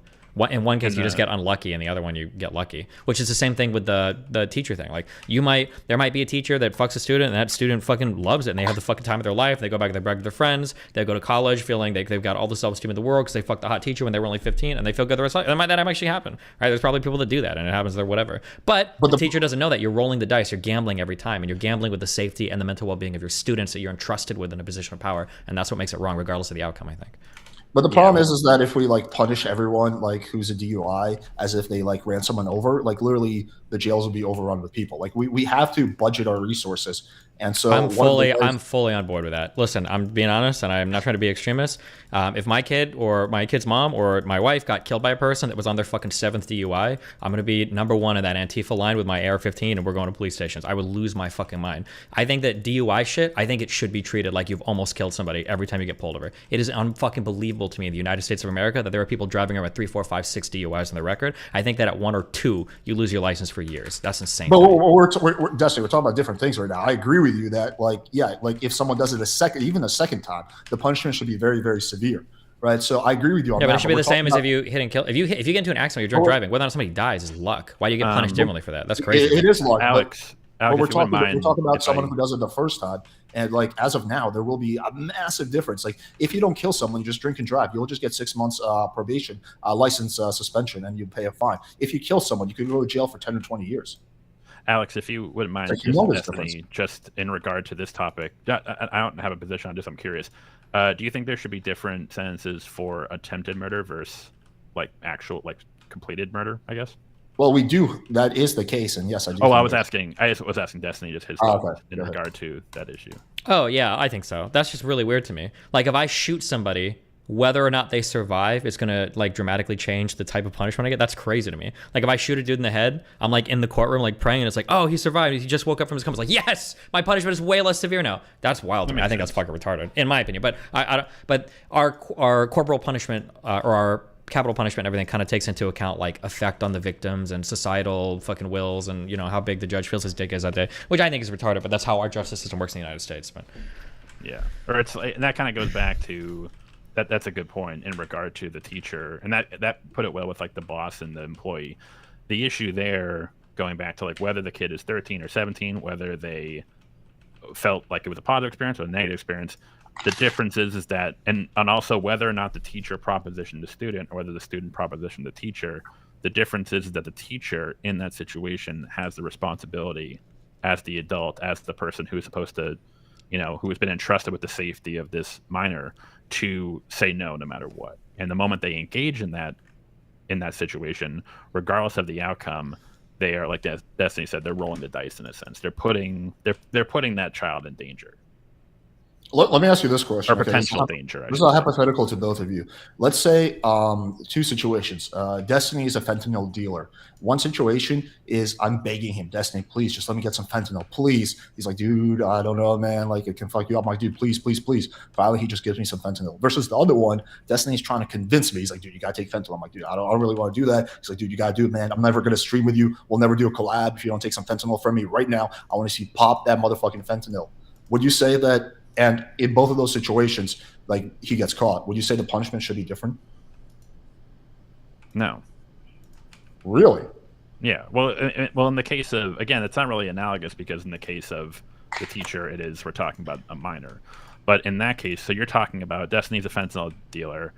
You come up, like, I assume you're looking for drugs. Yeah, like I spent like fucking 3 months trying to convince me to give him some fentanyl, and he finally agrees. Versus he spends 3 months pressuring me into doing it and using like coercion and saying, I will never come on your podcast again unless you take some fentanyl in front of me right now. Well, no, because the charge would still be the crime at place is Destiny selling you fentanyl. No, I know, but I'm just saying, do you think the punishment should be different? No. We would just charge him. We would just charge him for drug distribution. But I don't really care about what you would charge him with. I'm just talking purely as if like you're the judge and you get to decide the punishment. I want to see where you stand ethically, whether you think the punishment should be different. It sounds like you're saying no. Like, yeah, because again, someone who's selling fentanyl isn't like, I don't think that they are absent of the thought that like, hey, I guess we're not talking about people dying, but like they know what they know what fentanyl does. They know what the repercussions might be. Whether the fentanyl that they give out kills, whether the people that they give it to, the 10 people they give it to, 100 people, they all overdose and all die. Let me rephrase the analogy then. Destiny's not a fentanyl dealer. He's just someone who has a prescription for fentanyl because he has back pain, because in an alternative universe, I hit him with my car while I was drinking and driving.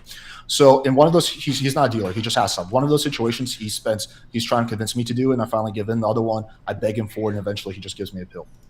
Wait, so he's not selling it to you? In both cases, he sells it to me for $10. Well, that would still be a distribution of narcotics, wouldn't it? Right, but do you think the punishment should be different? No. Okay, where do you stand? Because again, we're talking about someone who is distributing narcotics, right? Well, we're talking about someone who has a fentanyl prescription, and he's a friend of mine. And in one situation, I beg him to give me the fentanyl. Another one, he coerces me into taking it. Yeah, because in either case, he's committing the same crime. Okay. I mean, I think that's okay. Let's see where Destiny stands on that. I think you can probably have different crimes for like coercing somebody or offering drugs versus just being like somebody that people buy drugs from. We can probably say there's like a different crime there. Well, it's. Yeah. I mean, I think it's a totally different punishment. But then the question is, like, when you're saying coerce, are we talking about? Because again, like, are we just talking about like Destiny coming to you and being like, "Hey, man, come on, let's go, come on," or is he like coercing you in the sense of like would he like if he like lied to you about the side effects or something? No, he's saying that he'll never go on my channel again unless I take fentanyl in front of him. Yeah, probably no. I don't know if that would be like a Yeah. sufficient level, because I do agree that like coercion, there are methods of like coercion that can be impactful. I don't know if that would be a sufficient one. Okay, I would totally look at those two cases very differently if I was a judge. Like if it was something like, again, like if we're talking like a boss, like something that like is like do you think in that case would you not being on Destiny Channel anymore be like a massive threat to your livelihood? Well, we don't really know that. As the judge, you don't really know that because I'm dead either way. But you're just taking a look at the actions of Destiny. Yeah, I don't know if that would count as like a sufficient level of coercion to change the sentence. I think there could be levels of coercion that could change it, but that one in particular I don't think would be. Just trying, if you're trying to go with someone like, come on, man, come on. Okay, okay, let me give you another analogy. Maybe this one would be better. You're hosting a party, right? And there's a girl at a party that you like. You guys are both over 21. In one situation is like you're trying to get the girl drunk, so you're like, come on, do another shot. There's like witness testimonies that you spend the whole night like pressuring her into drinking, saying, oh, come on, you're such a loser if you don't drink, blah, blah, blah, blah, blah. The girl winds up in the hospital and dies. Versus another analogy is where you are actually trying to be like, hey, listen, like maybe you should take it easy on drinking. She's like, I'll do what I want, motherfucker. And she's like doing shots, and you're like, hey, listen, like maybe you should like stop drinking. You're trying to talk her out of it.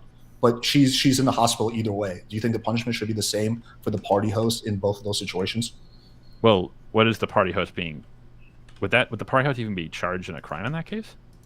Well, let's assume the girl. I know if you're. Let's assume the girl is 20 years old, so it's giving alcohol to a minor.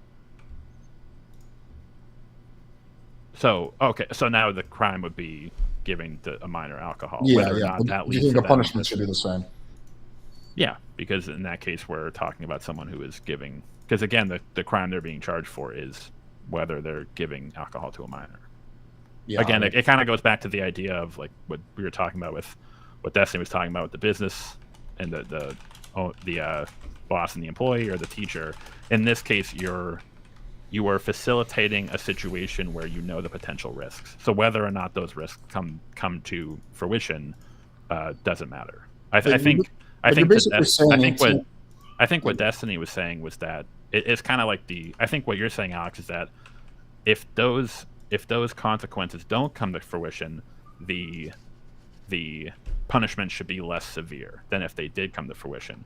Whereas what Destiny was saying was that regardless of whether or not those consequences come to fruition, because the person committing the crime knew the potential, like it was a roll of the dice, they knew that this might have happened, even if those consequences don't come to fruition, because of the potential that might happen, they still should face the same consequences. Well, no, I think outcome should matter, and I think certainly intent should matter. What your intent is, like this is why, for example, if I have a gun, I'm playing with it, and I accidentally shoot Destiny, I will get a totally different sentence if compared to like I actually want to shoot him. Right? We look at intent for the vast majority of crimes, so I don't see why with the fentanyl thing we wouldn't look at the intent.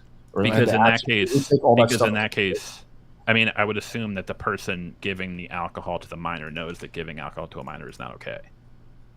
Right, but in one of those situations, if we're like playing paintball and then like I accidentally like hit you in the eye and blind you, that's different than if you're right, if I have the intent of actually like I'm trying to do it. But in this case, the person, they know that giving alcohol to a minor is not cool because there might be repercussions as to why that's not a good idea. But in one of those situations, like the intent was actually generally good, even though it might have been misguided. Maybe it would have been better if I didn't give that person alcohol at all. But the intent was generally a lot better than the intent in the other one where you're trying to get a 20-year-old girl drunk by all costs, right? So we do take intent into pretty much every crime. I mean, I guess you're entitled to your position, but I just think it's interesting that you don't think it matters. But again, in that case, you're still giving alcohol to a minor.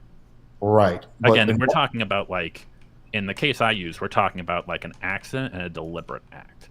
In the case of what you're putting forth, is the person is deliberately knowingly giving alcohol to a minor. So that's the linchpin, I think. But in one of them, they're trying to get the fucking 20-year-old girl drunk, and the other one, he's like just trying to like be a good party host and generally trying to look out for her well-being. Like I think that's a big. So we might say that like you might have a different like moral view of that person. No, I'm just talking about punishment. The punishment should be different.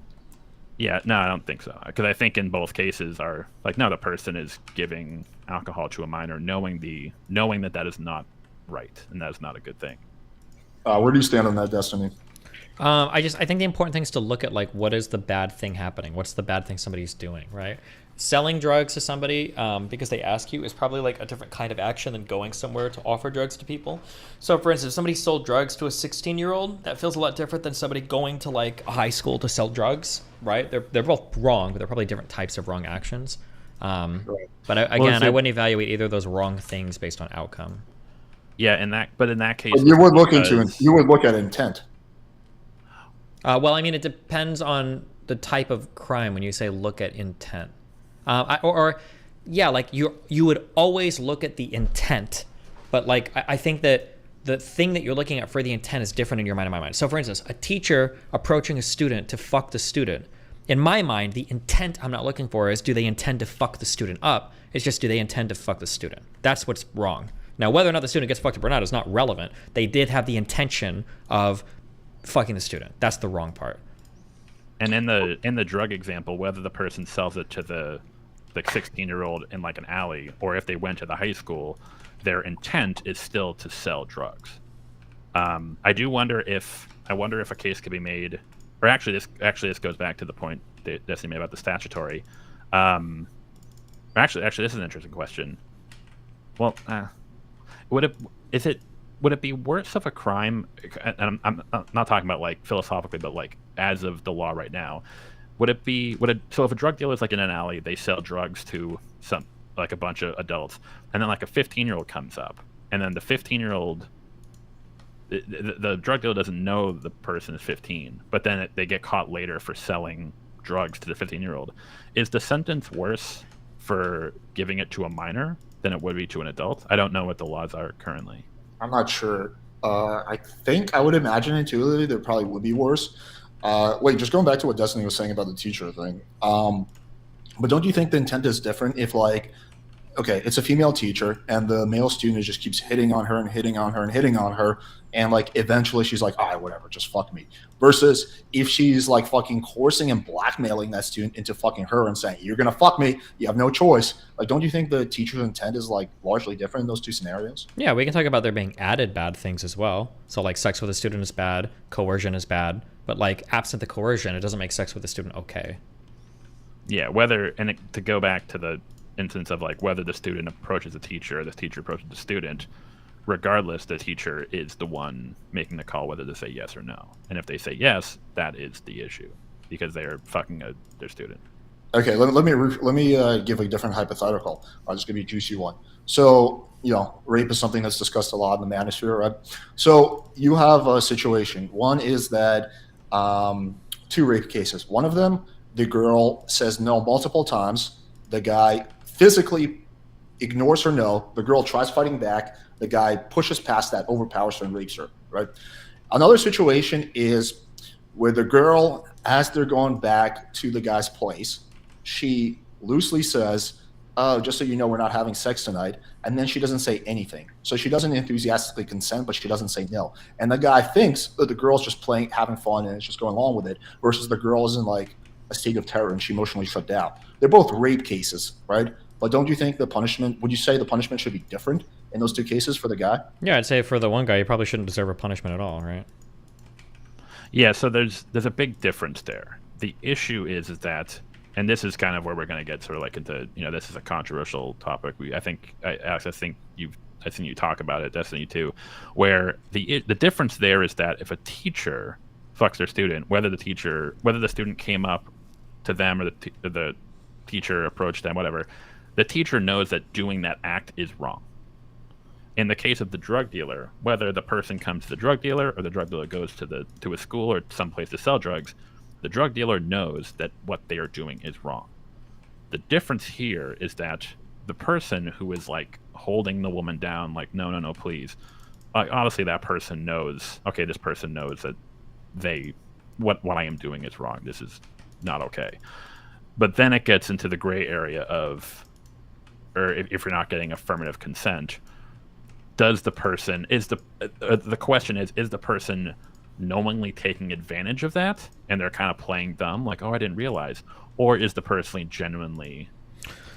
Well, here's like, we can think of like a better analogy, okay? You're at a party, girl's at a party, you were flirting with her earlier, and then girl falls asleep on the couch. And you're like, fuck it, let's roll the dice. You start fucking the girl, she wakes up. In one world, she's actually super into it, and she's super happy. And she's like, hell yeah, this is great. In the other world, she's like, bro, you're raping me, get the fuck off me.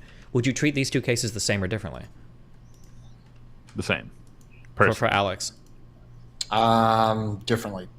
Okay, they'd be the exact same, because the guy's committing the same act. He doesn't know if the woman is consenting in her sleep or not. In one case, he just gets lucky and she is. That's the same thing with the teacher thing. It is fully possible. I admit this as a horny as fuck male. There are plenty of teachers when I was 16, 17 that I could have fucked and gotten propositioned by, and my life would be totally fine for it. No problem whatsoever. I'm sure there's a lot of guys that feel the same.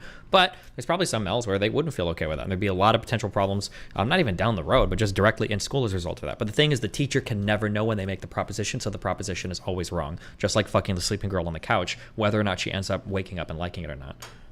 Well, I just want to be clear. I think it's wrong, but I think that the punishment should be different based on the impact this had on the person. And you're right that it's a matter of luck, but sometimes I feel like the impact has to be considered. Why would why consider the impact? Why does it matter? Well, because if in one situation it's a victimless crime where the girl's like, no, like I really want him to fuck me, and the other one, the girl's like life is ruined. Like I do think that should. You like have a different like. I'm just not a fan of like. Why does a victim? Should speeding be legal because there's no victim? Well, I think there should be a massive difference. Well, again, like I said, I think it's wrong either way. But well, sure, but you keep saying victimless crime because like DUI is a. You speed and you hit someone versus you speed and you don't hit anyone, right? Yeah, but like, what about DUI? Should that be a crime? Because DUI is victimless. Nobody's getting hurt. No, I think it should be a crime either way. But I think if you kill someone, that should be you should go to jail for much longer. Well, Alex, I'm saying it's a crime either way, but the impact should be considered. If we use Destiny's example, I almost wonder if that hurts your argument, because if you're arguing that intent matters, in the case of the man fucking the drunk passed out chick on the couch, whether she wakes up and likes it or doesn't, his initial intent was to fuck a passed out chick, right?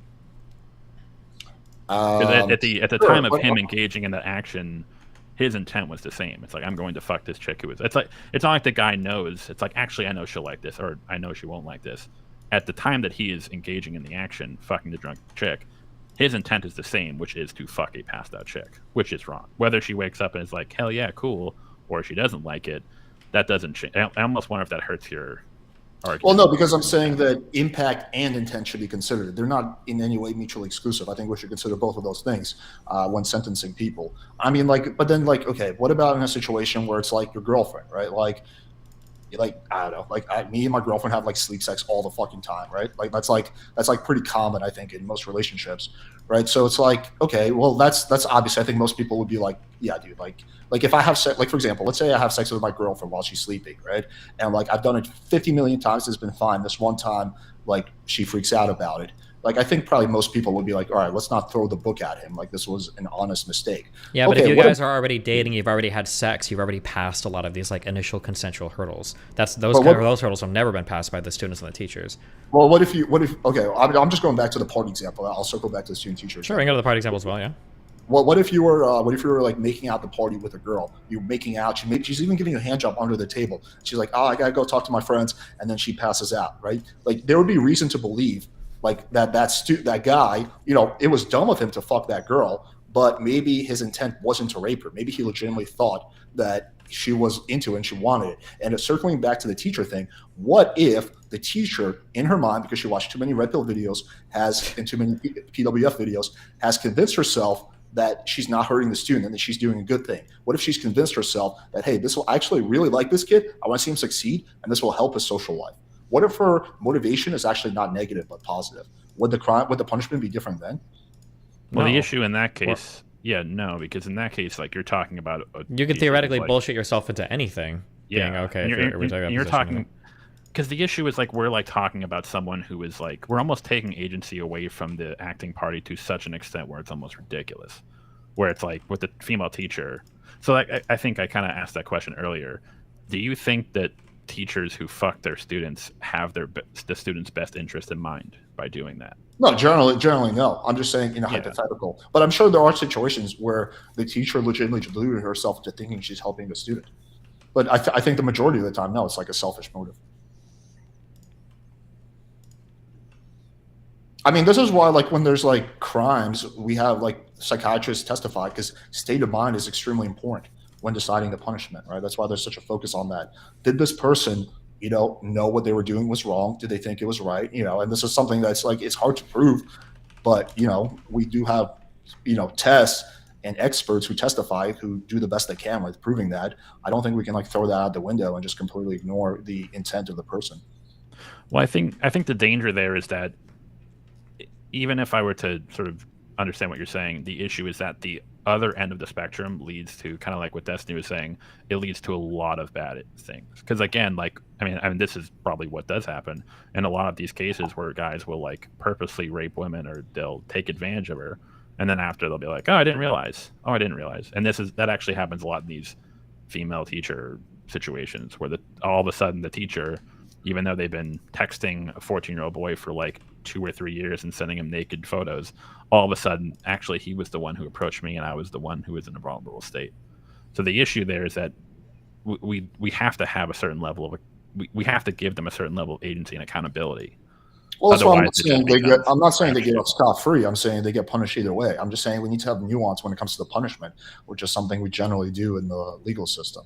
I mean, like, okay, like, let me try to give you another analogy. You and I get into an argument. One of those situations is you're talking shit about me and you're saying I'm a loser, I'm a piece of shit, then my girlfriend's like whatever, like this or that, she's a slut, blah blah blah, and I go over and I push you. Another situation is I just come up to you because I'm a pissed off drunk and I punch you in the face. Both of them are assault, but the punishment would be very different, should it not be? What would be different? It would be assault, right? Right, but don't you think the punishment should be different in those situations?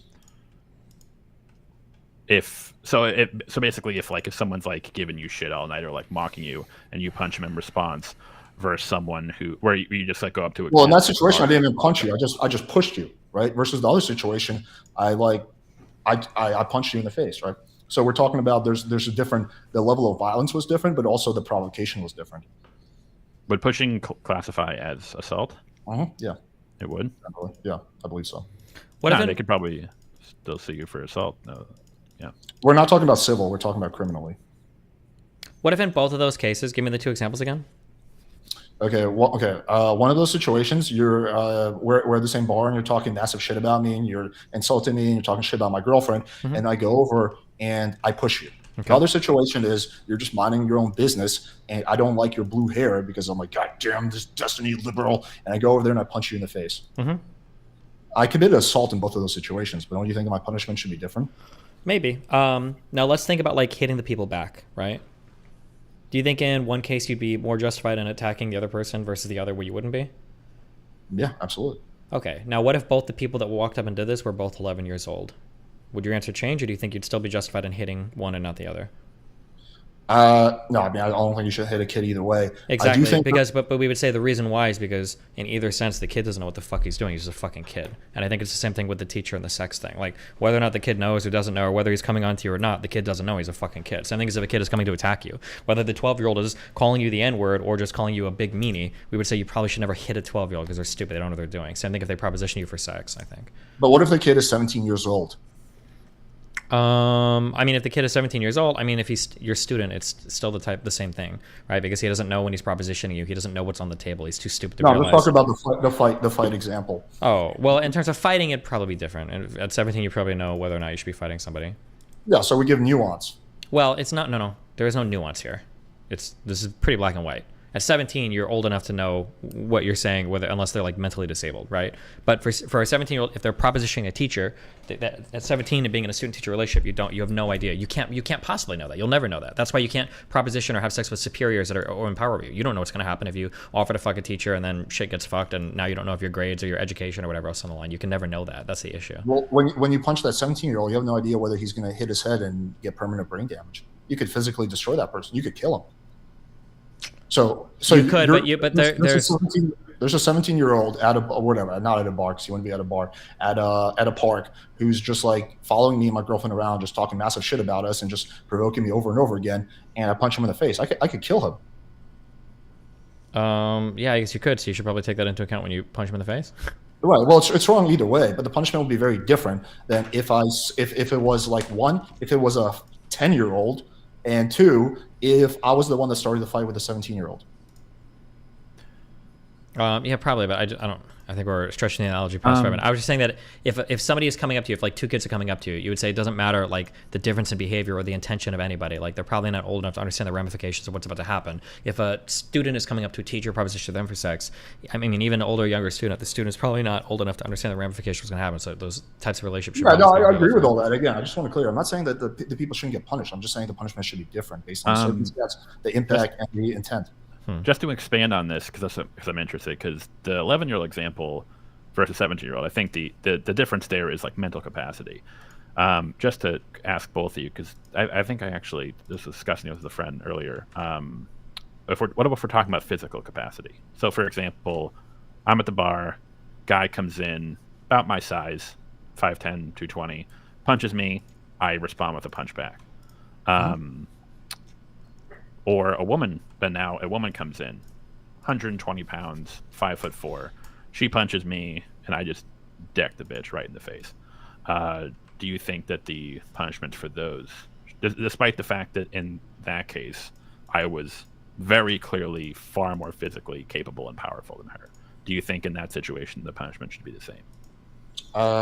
Me or Destiny? Or either, both of you. I was just curious. I think the punishment should be the same because it's self-defense in both of those situations. But I think the punishment should be different if you start a fight with another man versus you start a fight with like 100-pound woman. But in terms of if you're defending yourself, then I think it's the same shit. It's self-defense. So you think it does matter depending on the physical capability of the individual? I think if it's, it doesn't need with self-defense, no. Well, let's put women aside. What if it's a 200-pound guy, so a guy my size, or like a 5'5", like really skinny guy who clearly I could like pick this guy up and like break him. Are we talking about self-defense or I pick a fight with you? He punches me, and I punch him back. So that's self-defense. So no, I don't think that it should make a difference. You're defending yourself.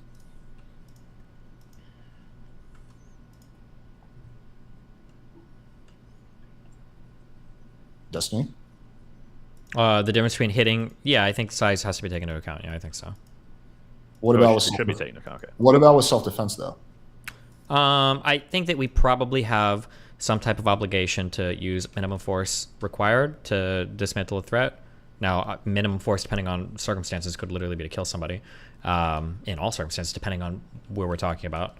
Like if you're getting attacked in a dark alley by somebody. But like, I think I would probably treat, like a Martin Shkreli walking up and punching me in the face. I'd treat that a lot differently than like a Myron Gaines walking up and doing it, right? I think, you probably have some type of moral obligation to, I'd say.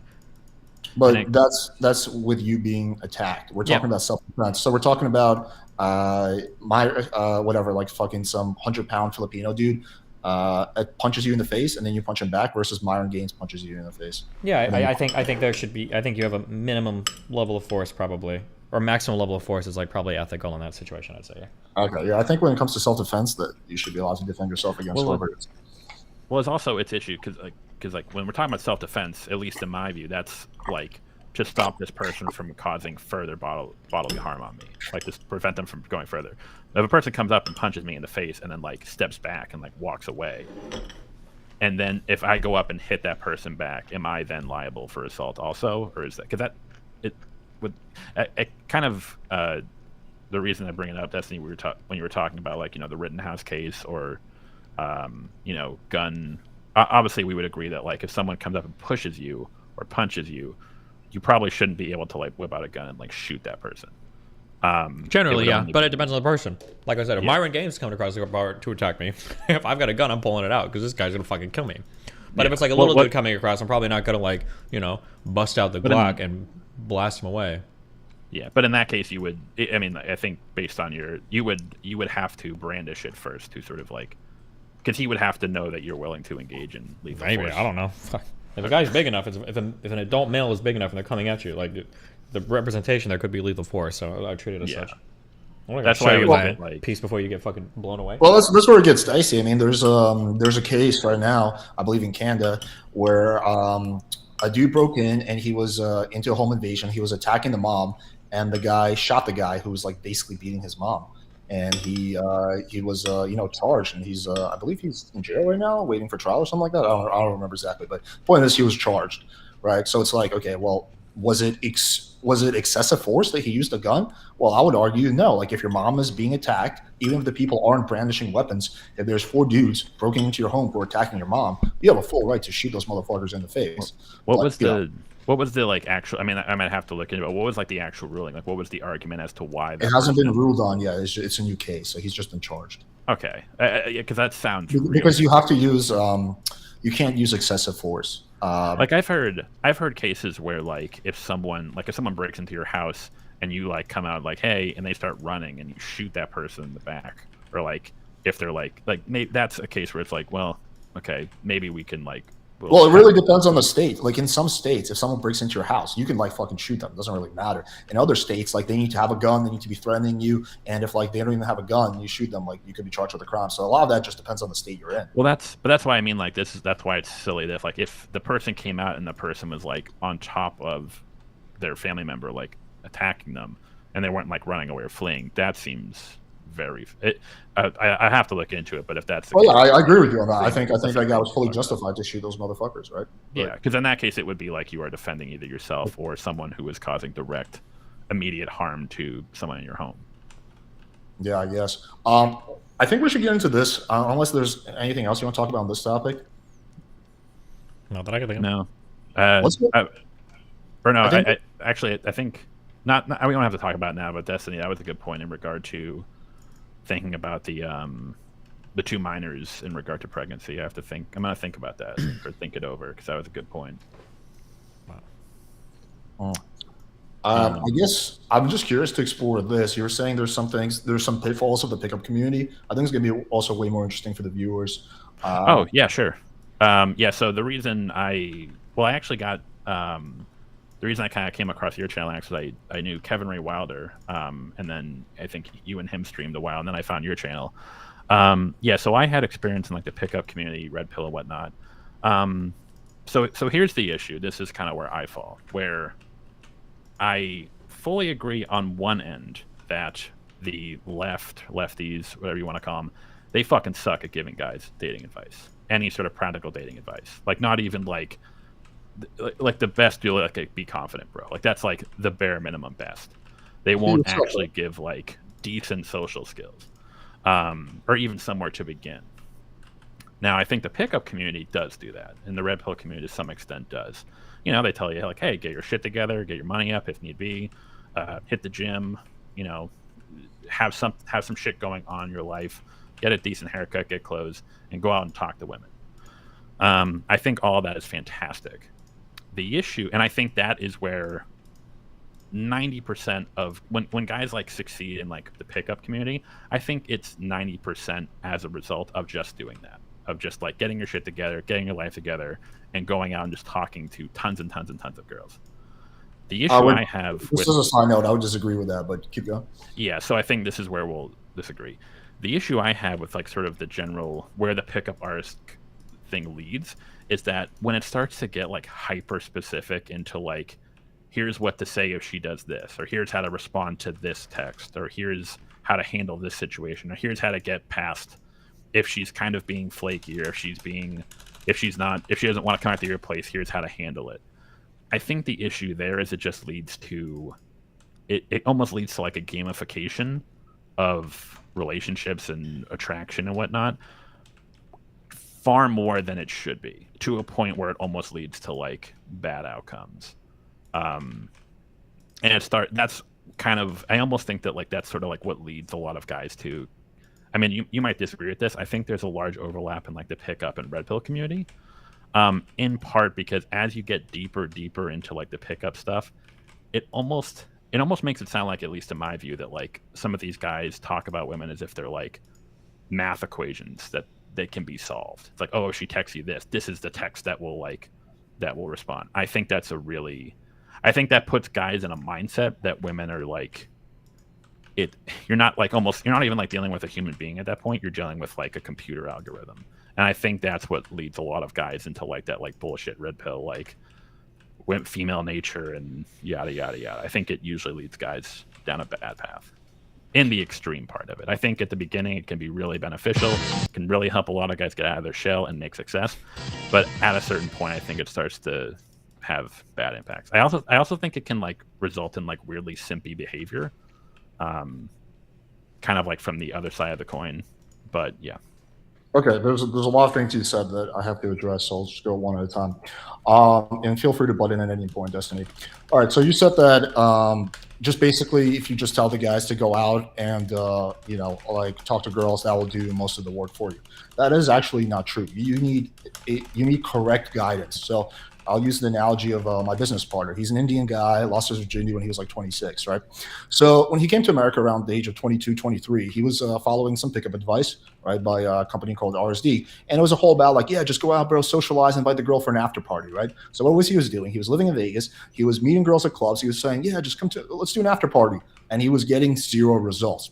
Then when he changed his strategy and started following, like, yeah, like actually, instead of doing this whole bullshit like social like after party clothes, I'm actually going to build sexual tension. I'm going to flirt with the girl. I'm going to have strong eye contact. I'm going to seduce her, and then I'm going to invite her over in a more direct way. You start getting different results. So your strategy is important, and if you're following the incorrect strategy, which a lot of guys are, you're not going to have a good outcome. So it's not as simple as just go out there and talk to girls. If that was the case, then there would be no pickup community, really. So there's a lot of nuances and complexities to it. It's just like saying that like with poker, it's like, yeah, bro, just fucking like, just go out and play a lot of games. It's like, no, well, if you have an incorrect poker strategy, like you're folding at the wrong time or you're bluffing at the wrong time, you're going to lose a lot of games. And there's better and there's worse strategies out there. And we can disagree about what's the ultimately best strategy. I think there's some things that we can universally agree on is a poor strategy for men.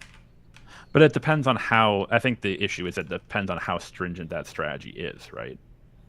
Like if it gets to a point, like I agree with you, it's like, hey, here are some like, ways to open, if here's like a line on how to like, if you see a girl at the bar and here's how to approach her and, start a conversation, and stuff like that. But when it gets to the point where it's like, oh, if she says this, or if she shit tests you like this is how you respond. Or if she gives you, if you ask her to come home and she's not sure, here's how you respond. It gets to a point where you're like, are you even seeing the individual that you're speaking to as like a person, or are you seeing them as like a group of obstacles that you have to overcome to get your desired outcome? Well, I mean, I don't think anyone really most people in the pickup community are not advocating like here's like a script by script, line by line thing that you're going to say in every situation. But the fact of the matter is there are better and worse ways to deal with shit tests. Like, just to give you an example, if you're walking home with a girl, this is one I used to get a lot, I used to fail with, and the girl playfully says, just so you know, we're not having sex tonight. And the way I used to handle that was by logically debating her and saying, oh, why not? I thought we had a really good time. Map, fail. Versus if you give her a playful answer, something like, oh, don't worry, I'm not that easy. Like, your odds are much better. So there are better and worse ways to deal with shit tests. And it is good, it's advantageous to know those. And like, I don't see why you would just like keep doing something that doesn't really work well. And you can also speed up your learning curve instead of having to figure it out for yourself by learning from other guys who already figured it out for you. But the issue there is like in that example, the woman has probably already made up in her head whether she's going to fuck you or not, right? Or I should put it a better way. But she can change her mind. Yeah, but like there's no like, I'm trying to put this in the best way I can. As a quick aside, maybe to help you with words here, I don't think women necessarily decide when they're going to fuck you, but a woman will decide when she's not going to fuck you. Yeah, so generally, if the woman is like going back with you to your house or whatever, she's not made the decision yet, but it's definitely on the table. But when it's no, it will be no, and then it'll be done. Yeah. Yep. Yeah. Vast majority of the time, yeah. I think the issue there is like, or maybe Alex, you haven't said it yourself. I think the issue there is when it comes like, hey, if a girl says this, that means she probably wants to fuck you.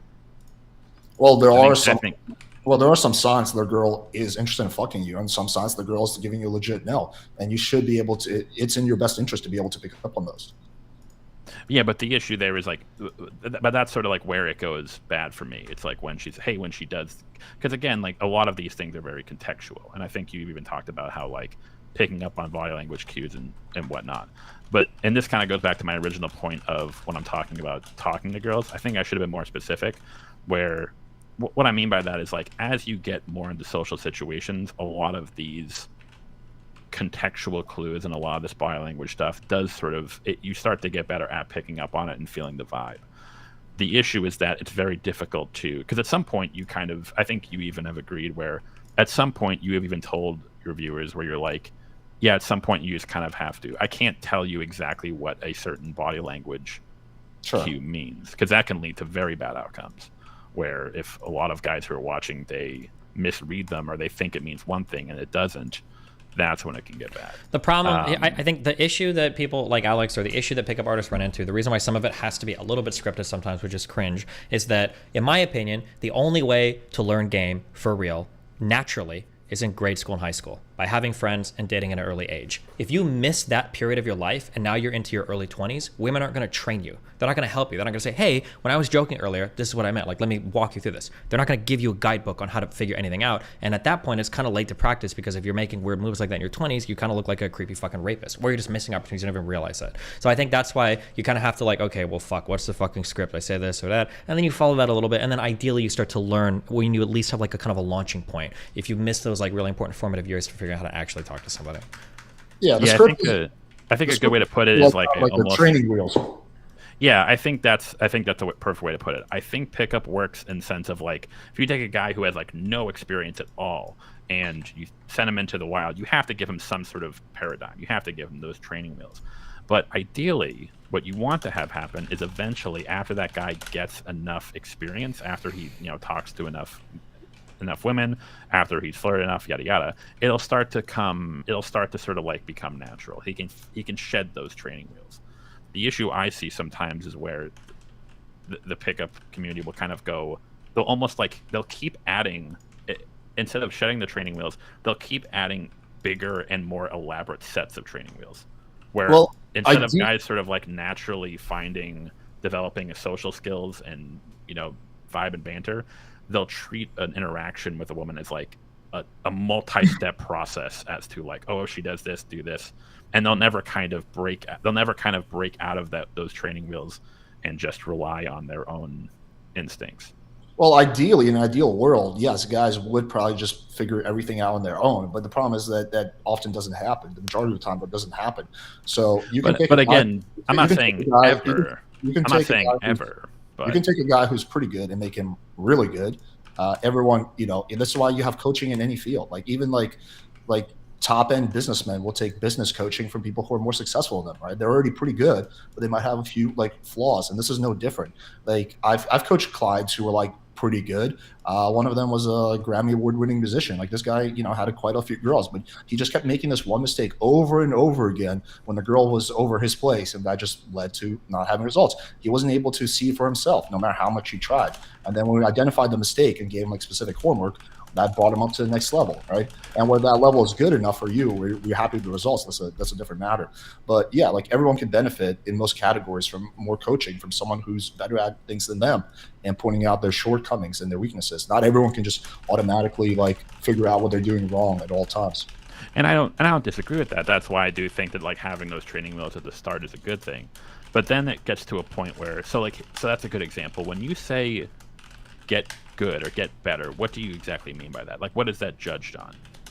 Well, that's kind of subjective. It depends on what you want. If your goal is to sleep with a bunch of girls, then that would be the metric. If your goal is to get into a great relationship with a girl that you love, that would be a different metric. So it depends on what you want.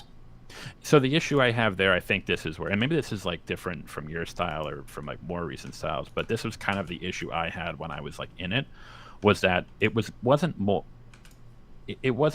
just about like, hey, here are some social skills where you can put yourself out here and you can meet girls and then find the girls who vibe with you and then you can have good relationships. It almost felt like it was like, here are tips in order to fuck any girl. If this girl's being like this is how you deal with it. If this girl's being like this is how you deal with it. Well, because so a lot of guys just want to fuck girls. I mean, is there anything wrong with that?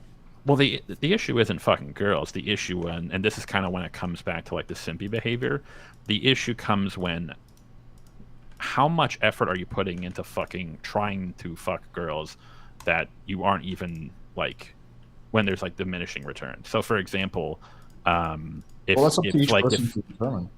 and they're fine to do that, but the issue there is when a lot of these guys end up, and this is kind of why I think it leads to sort of like red pill rhetoric, is because I end up seeing a lot of guys spend a lot of time and energy on girls who are either just like, you're just straight up not worth their time, or just like aren't into them, and they're just trying and trying and trying different strategies, different things, yada yada yada. Yeah, and if I was coaching those guys, I would tell them that that's ineffective and they shouldn't focus on those girls. I think any good coach would say like, yo, this girl's like clearly been disrespecting your time for like 20 times. She's not into you. I think you're better off focusing your energy on a different girl. Like I think any coach would. But even in that case, would you tell a guy to try 20 times? No, 20 times would be like insane. Yeah, I think that's sort of like what I end up seeing with a lot of pickup. So like, for example, if I'm like texting a girl and I'm like, hey, do you want to meet up? And she like flakes on me, I'd probably just be like, okay, fine. And I'll just ditch her. I probably wouldn't try to so this is I feel like most pickup guys would tell you not to waste a fuck ton of time on one girl that's like shooting you down, no? That would be generally, yeah, especially more on the red pill side. They'd be like, she flakes on you, bro. She's not worth your time, bro. Just ghost her, bro.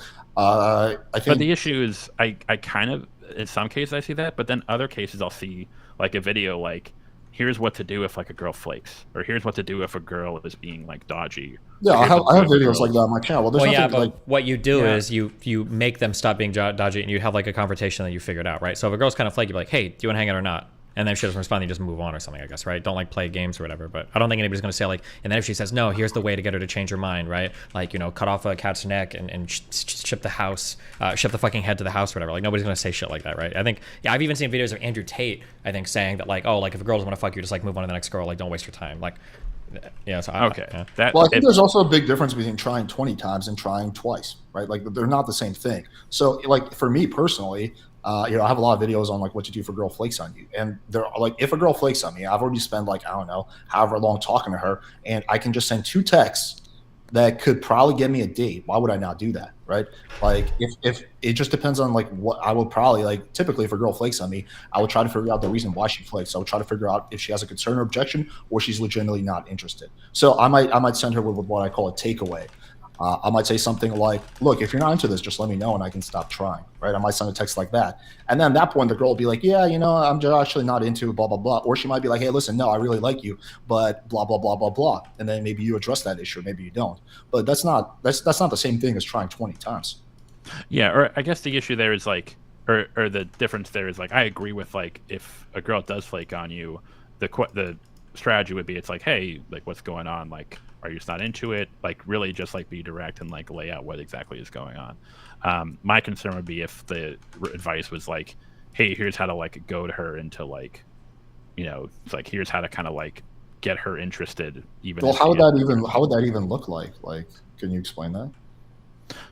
In regard to like, yeah, if like a girl's like being really flaky. Yeah, how would you go to a girl into like meeting so up with you? Yeah, so if like a girl's like playing games with you, like this is kind of like my issue with a lot of. Well, that's super easy. Girl flakes on a date, you just text her like, "Oh my god, I'm so glad we missed our date yesterday. My dad killed himself, and I feel really vulnerable tonight. Do you want to come hang out?" Boom, easy, date secured. Or rather, the issue of like, and I think this kind of goes back to another girl. Or I think this kind of goes back to you were talking about. I've seen you talk about like fresh and fit. The issue of like, if you're dealing with a girl who plays games, or who's like playing games or being dodgy, you can play games and be dodgy back, and that might work. Or you would just, you know, just be straight up and be like, hey, you know, what the hell is this? Like, do you want to hang out or not? Well, but sometimes being too abrasive is not the optimal move.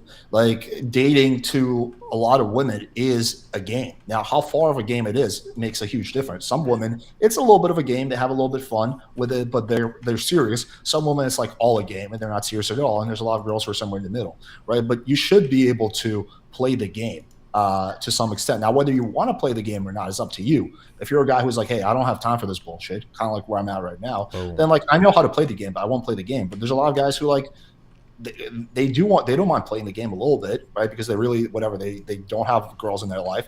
This girl is like their type. They've already talked to her for a while, and there's nothing wrong with being able to play the game for a little bit, as long as you're not being dishonest or like lying to the girl. Then there's no issue with it.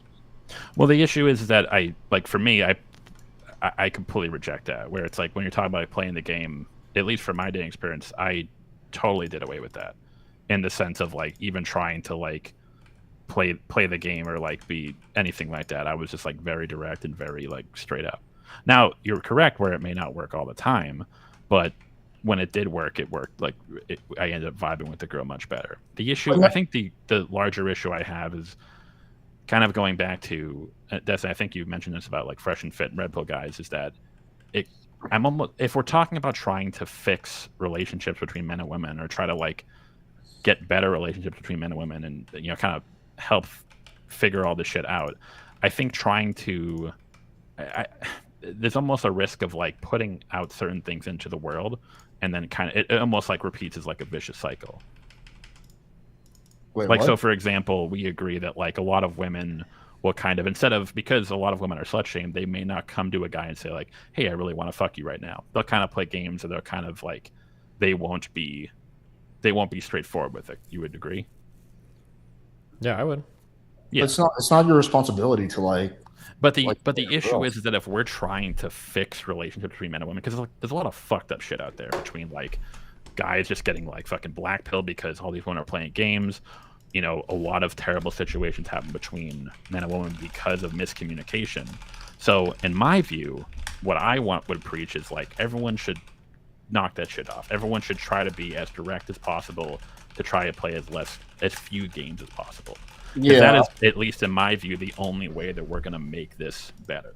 Okay, so first of all, my goal is not to fix relationships. That would be a very naive goal, because you're never going to do that.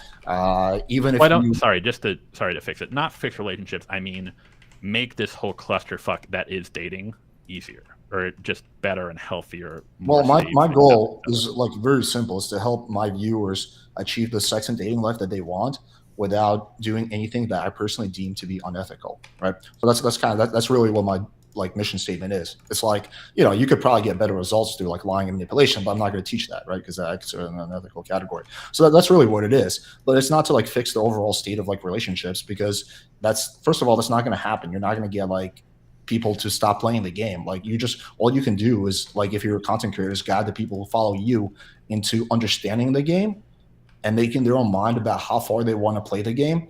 And if they do want to play the game, giving them the tools that they need to play the game. That's all you can do as a content creator. I think it's a little bit different because you don't market yourself as like some kind of like cultural shifter, but like Fresh and Fit do. Sure. Yeah, I agree. I mean, I do think they definitely have like a negative net impact on dating. I will agree with that. So it's like, it's kind of annoying when they talk about like, these are the only things that girls ever want from you. And it's like, well, if those are the types of girls you're going after, then that probably is going to be the case. So while you're complaining about gold diggers, you're basically training your audience to seek out only those types of girls. But yeah, that's where the issue is that they're also just wrong. They're just dead wrong. They're not actually like explaining. Well, no, if you follow Fresh and Fit's tips, that's sort of like that's kind of like why I don't like it when like they call like them like incels and shit, because it kind of skews over the issue. If you follow Fresh and Fit's advice, you will get girls. And those girls will disagree. I don't think so. I super disagree. You will, I disagree with that. You will get some girls, and those women will make your life a living hell. I don't agree with that. I guess I should. I think their advice is applicable to like less than 1% of their audience. Oh well, yeah. If we're talking about like I don't think they teach good like game tactics or strategies. I think that some things are like have elementary to it, but they're super basic, and some of the things they're just like dead wrong about. Like some of their strategies are just like completely 100% wrong. Because most of their shit is based off of just like become a top 1% of dudes, and like women will just want to fuck you like instinctively. Right, but you still also need to learn. First of all, that's not even applicable. Like, top 1%. It's impossible for everyone to get. 99% of the audience can't do it. That's the first thing. And second of all, is that even if you do become this mythical 1% of men, it's still very beneficial to understand social skills, to have game, to have charisma, and all of that, because that will help you navigate your relationships. You don't want to be some like rich dude who just gets like taken by some bimbo just because you could not like fucking pick up on her motives and whatnot. So yeah, I don't think their advice is in terms of dating at least is a net positive for men that follow them. I haven't seen any evidence of that. I would argue my advice is for sure, but I don't think about them. Yeah, I guess the difference would be the kind of like, because you kind of spelled it out. I guess my view would be when I'm trying to like talk about giving dudes dating advisors, talking about like the state of relationships between men and women, my goal would be not just to help dudes just get laid or to to play the game, is to try and break down a lot of the stupid shit that is involved in the game and get rid of it, because a lot of that shit can lead to really bad outcomes for both. But you do realize that you have a 0% chance of achieving that goal. If you're trying to change dating in general, you will never be able to do that. I don't think entirely. No, like we can, like me, Destiny, you combined, we still, if we, let's say we're like, you know what, we fucking hate flaking, we should tell men and women stop flaking. We have a 0 ability to do that. Like you can't change. Well, it's not a matter of like telling people to no, it's because we still do that though. We do tell people, it's like, hey, you shouldn't flake on people. Like that's like, well, no, I personally, I don't like to impart my ethics on my audience. I just simply don't teach the stuff that I find to be unethical, but I don't like to impart ethics. Like for example, that's why I don't care if my clients want to use my stuff or my people watch my channel to just bang a bunch of girls or to get into a relationship, because I think that's up to them to decide. I mean, would you say like there's something like inherently wrong with guys just wanting to sleep with a lot of girls? Well, it depends on, well, nothing wrong with sleeping with a lot of girls, but the methods that they go about doing so, I would. Well, it's assuming there's no lying or manipulation involved. Well, no, but that's not the issue. That my issue isn't like people sleeping with a lot of people who want to. That's awesome. My issue is the aspects of the game that lead to bad outcomes, particularly with like consent and whatnot. Like, give me an example.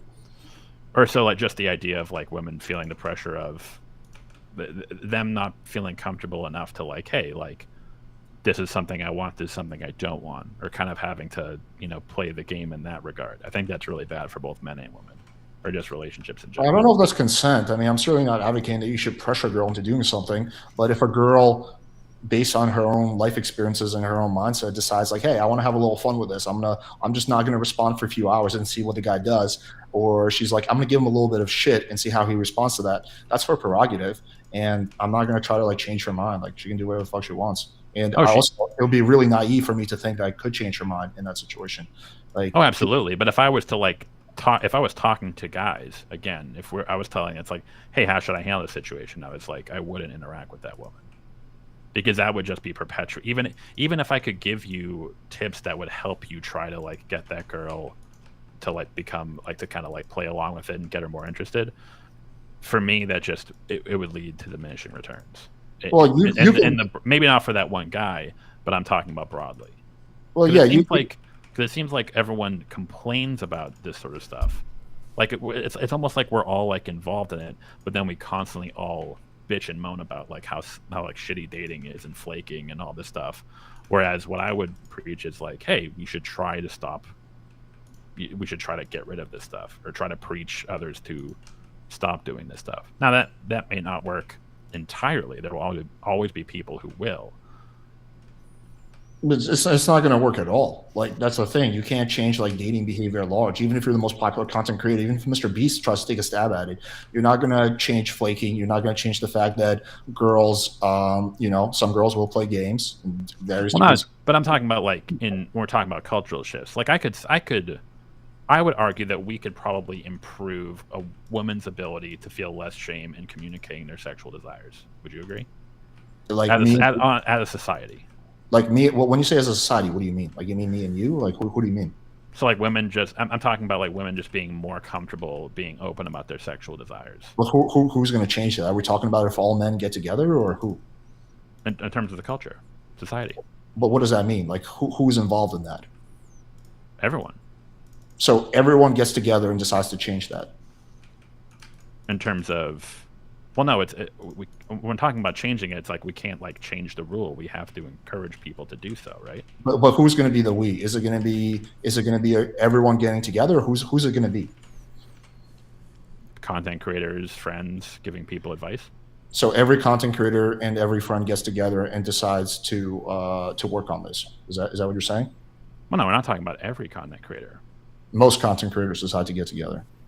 Or not even most. Like even if we're just talking about like yours, mine, and Destiny's audience, we're still affecting something. Me, you, and Destiny get together and try to change this stuff, or we're not going to change shit. In terms of in terms of changing like the way dating works and the feelings that women have about dating, where we may alter the mind of a few women. Wait, so we're not going to make any kind of tangible difference in the world of dating. Wait, so do you not think that there have been strides in terms of dating over the last 20, 30, 40 years? In terms of like things like courting, women's sexual liberation and whatnot? Well, I mean, I think there's been some good things and some bad things that's happened in the last 20 years. Depends on what we're talking about. Well, yeah. Well, I think at least like the idea of women being more forward with their sexual desires has changed over the last, say, like couple decades. No. Yeah, but that wasn't a few content creators getting together that caused that. Yeah, but what I'm talking about is like, but okay, but so what do you think did cause that? What do I think caused that? I think probably the internet was a big part of it. I think that. But who on the internet? Who what? What part of the internet? It wasn't like one specific part. It was society as a whole. It's like way bigger than just like a few people or a few content creators. These cultural things are so big. It's not like me, you, and the three of us. Like we don't have any tangible effect on this. Like we can't really change this stuff. I feel like that's a waste of our time. What we should be focused on is giving our subscribers the best tools, or I guess whatever they want, whether it's entertainment or information or whatever, right? We should focus on giving our subscribers what they want instead of trying to change things at large. Like, I don't think the argument is that you have to change the whole culture. It's just that if you've got some ideas or some values that like you should probably try to put those out into the world, and hopefully those values over time will be picked up by other people, and people's opinions or things will slowly change as you become a part of and are used by whatever the cultural zeitgeist is that you support. So for instance, like Andrew Tate probably didn't think he was going to have a major impact on dating or whatever when he started making his videos, but because a lot of people have put out his message and he's gotten immensely popular, I mean, he probably has had a decent impact, right? Yeah, I think it's good for us to like stand up for our values and state what we value. I think that's a good thing. I just was talking about primary versus secondary goals. That's just like, I think that would be like kind of silly for that to be your primary goal as a content creator, is to to try to do that. But it can be a secondary goal, sure. We can simultaneously give people practical advice on how to deal with the world as it is, but also preach for ideas that will change things in the long run. No, we can do those things simultaneously. Well, I think that kind of preaching is almost a waste of air to some extent. It depends on what issue we're talking about, by the way. With some issues, but again, like more local issues, it definitely can have a role.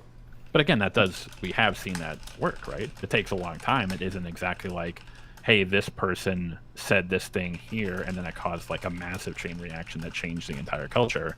But we have seen how these cultural shifts happen. Yeah, cultural shifts can happen, but the cultural shifts are. They are taken by, if everyone in that culture but if they all felt the opposite way, then nothing would have changed. Yeah, I understand how like cultural shifts work. I'm just saying that like in terms of the power that the three of us have at our disposal, our power, like I wish we had power to change shit like substantially and change dating. I would love to get rid of flaking, but I don't have the power to do that. And for me to like preach for that, like, girls, you gotta stop flaking. I know a lot of red pillars do that. They do a lot of like preaching, like, you guys gotta stop doing this, you guys gotta stop doing that. But I like to be very pragmatic instead of idealistic. Here's the world that we live in, and here's what you can do to maneuver in that world, instead of being idealistic and trying to give advice for a situation that doesn't exist and that you can't really change. Again, I'm not opposed to like stating your values, but I think there's just like that's a waste of air as a content creator. That's the primary thing you do, is just preach about something. But if everyone thought the same way that you did, then how would we ever come across, and how would any sort of cultural change take place? Well, I think a lot of cultural change happens actually inadvertently. I think a lot of it is just like a series of events that kick things off. Like I don't think it's like quite often, I don't think it's like deliberate where someone was like, you know what, I'm going to change this. I think quite often it's this happens, which causes this to happen, which causes this, and this. It's like a chain of events. Well, that's what I mean. It's like we don't know the exact impact of our actions. Also, I think it's different if you're like a policymaker. If you're a policymaker, then you should try to change things. Yeah, but what if a policymaker is watching Destiny's channel and then Destiny gives him a good idea and then he's like, hey, maybe I'll incorporate that into the next bill. So like the point I'm making is that I think we're kind of like on the extremes where it's like, I agree with you that you can give practical advice on how to move through a space. But I also think that not ever espousing any sort of never giving people a vision of something better, I think is a really like doomerish and really bad outlook. And that's because again, and to your point, to that point I used about the policymaker, you're right. I don't know that if I'm making a video on this topic, if that's going to have any effect, but it might. it might lead to other people saying it, who leads to other people. I don't think you guys are both Or, like, arguing over like individual models of content creation. There's nothing wrong with saying like I want to put out content that I hope can like make a difference in the world. There's nothing wrong with that. There's also nothing wrong with saying like I'm not really concerned with that because I don't even know what the impact I can possibly have. Both ways are valid approaches to content creation. You guys are arguing over like your individual styles of doing it. There's no right or wrong here, I don't think. Yeah, I think that's fair. Well, I think the difference would be because I agree that Alex, that your approach can be useful, but would you agree that the other approach is useful? Because you kind of mentioned that it was like a waste of air. If you don't want to do that content, that's your prerogative. But the question is like, can it be effective, or is it? Even I think it really depends on the details. So, like, for example, one thing that I've been really public about trying to talk about is actually two things: men's mental health and Lyme disease, because I personally have Lyme disease. So, like, I do think I have, I've had many people send me emails that I've impacted their views. I helped them get diagnosed and whatnot, right? So with something like that, sure, I think you could, and I don't think it's a waste of air. But if you're like you're like a channel like my size, and you're like, fuck, flaking sucks, so I'm gonna just talk about like the view about how like we should not have flaking, how everyone should be responsible, like something that's like as intertwined as that, then yeah, I do think that's probably a waste of air. But if you want to do that, feel free. I just personally think that's a waste of time. But when you're saying a waste of time, so for example, when we're talking about a perfect example, you just mentioned men's mental health. So the view of men's mental health, I think, over the last couple decades has changed and shifted in a big way, in a positive way. What sort of scares me is when I see a lot of guys who kind of have this sort of like doomerish feeling that like it doesn't matter what I do, it doesn't matter, about whoever does anything, no matter what anyone does, people will just never give a shit about male mental health. Well, it's not my view at all, but yeah, go ahead. Well, no, but that's what I mean. It's like, so it's not a waste of time or a waste of breath.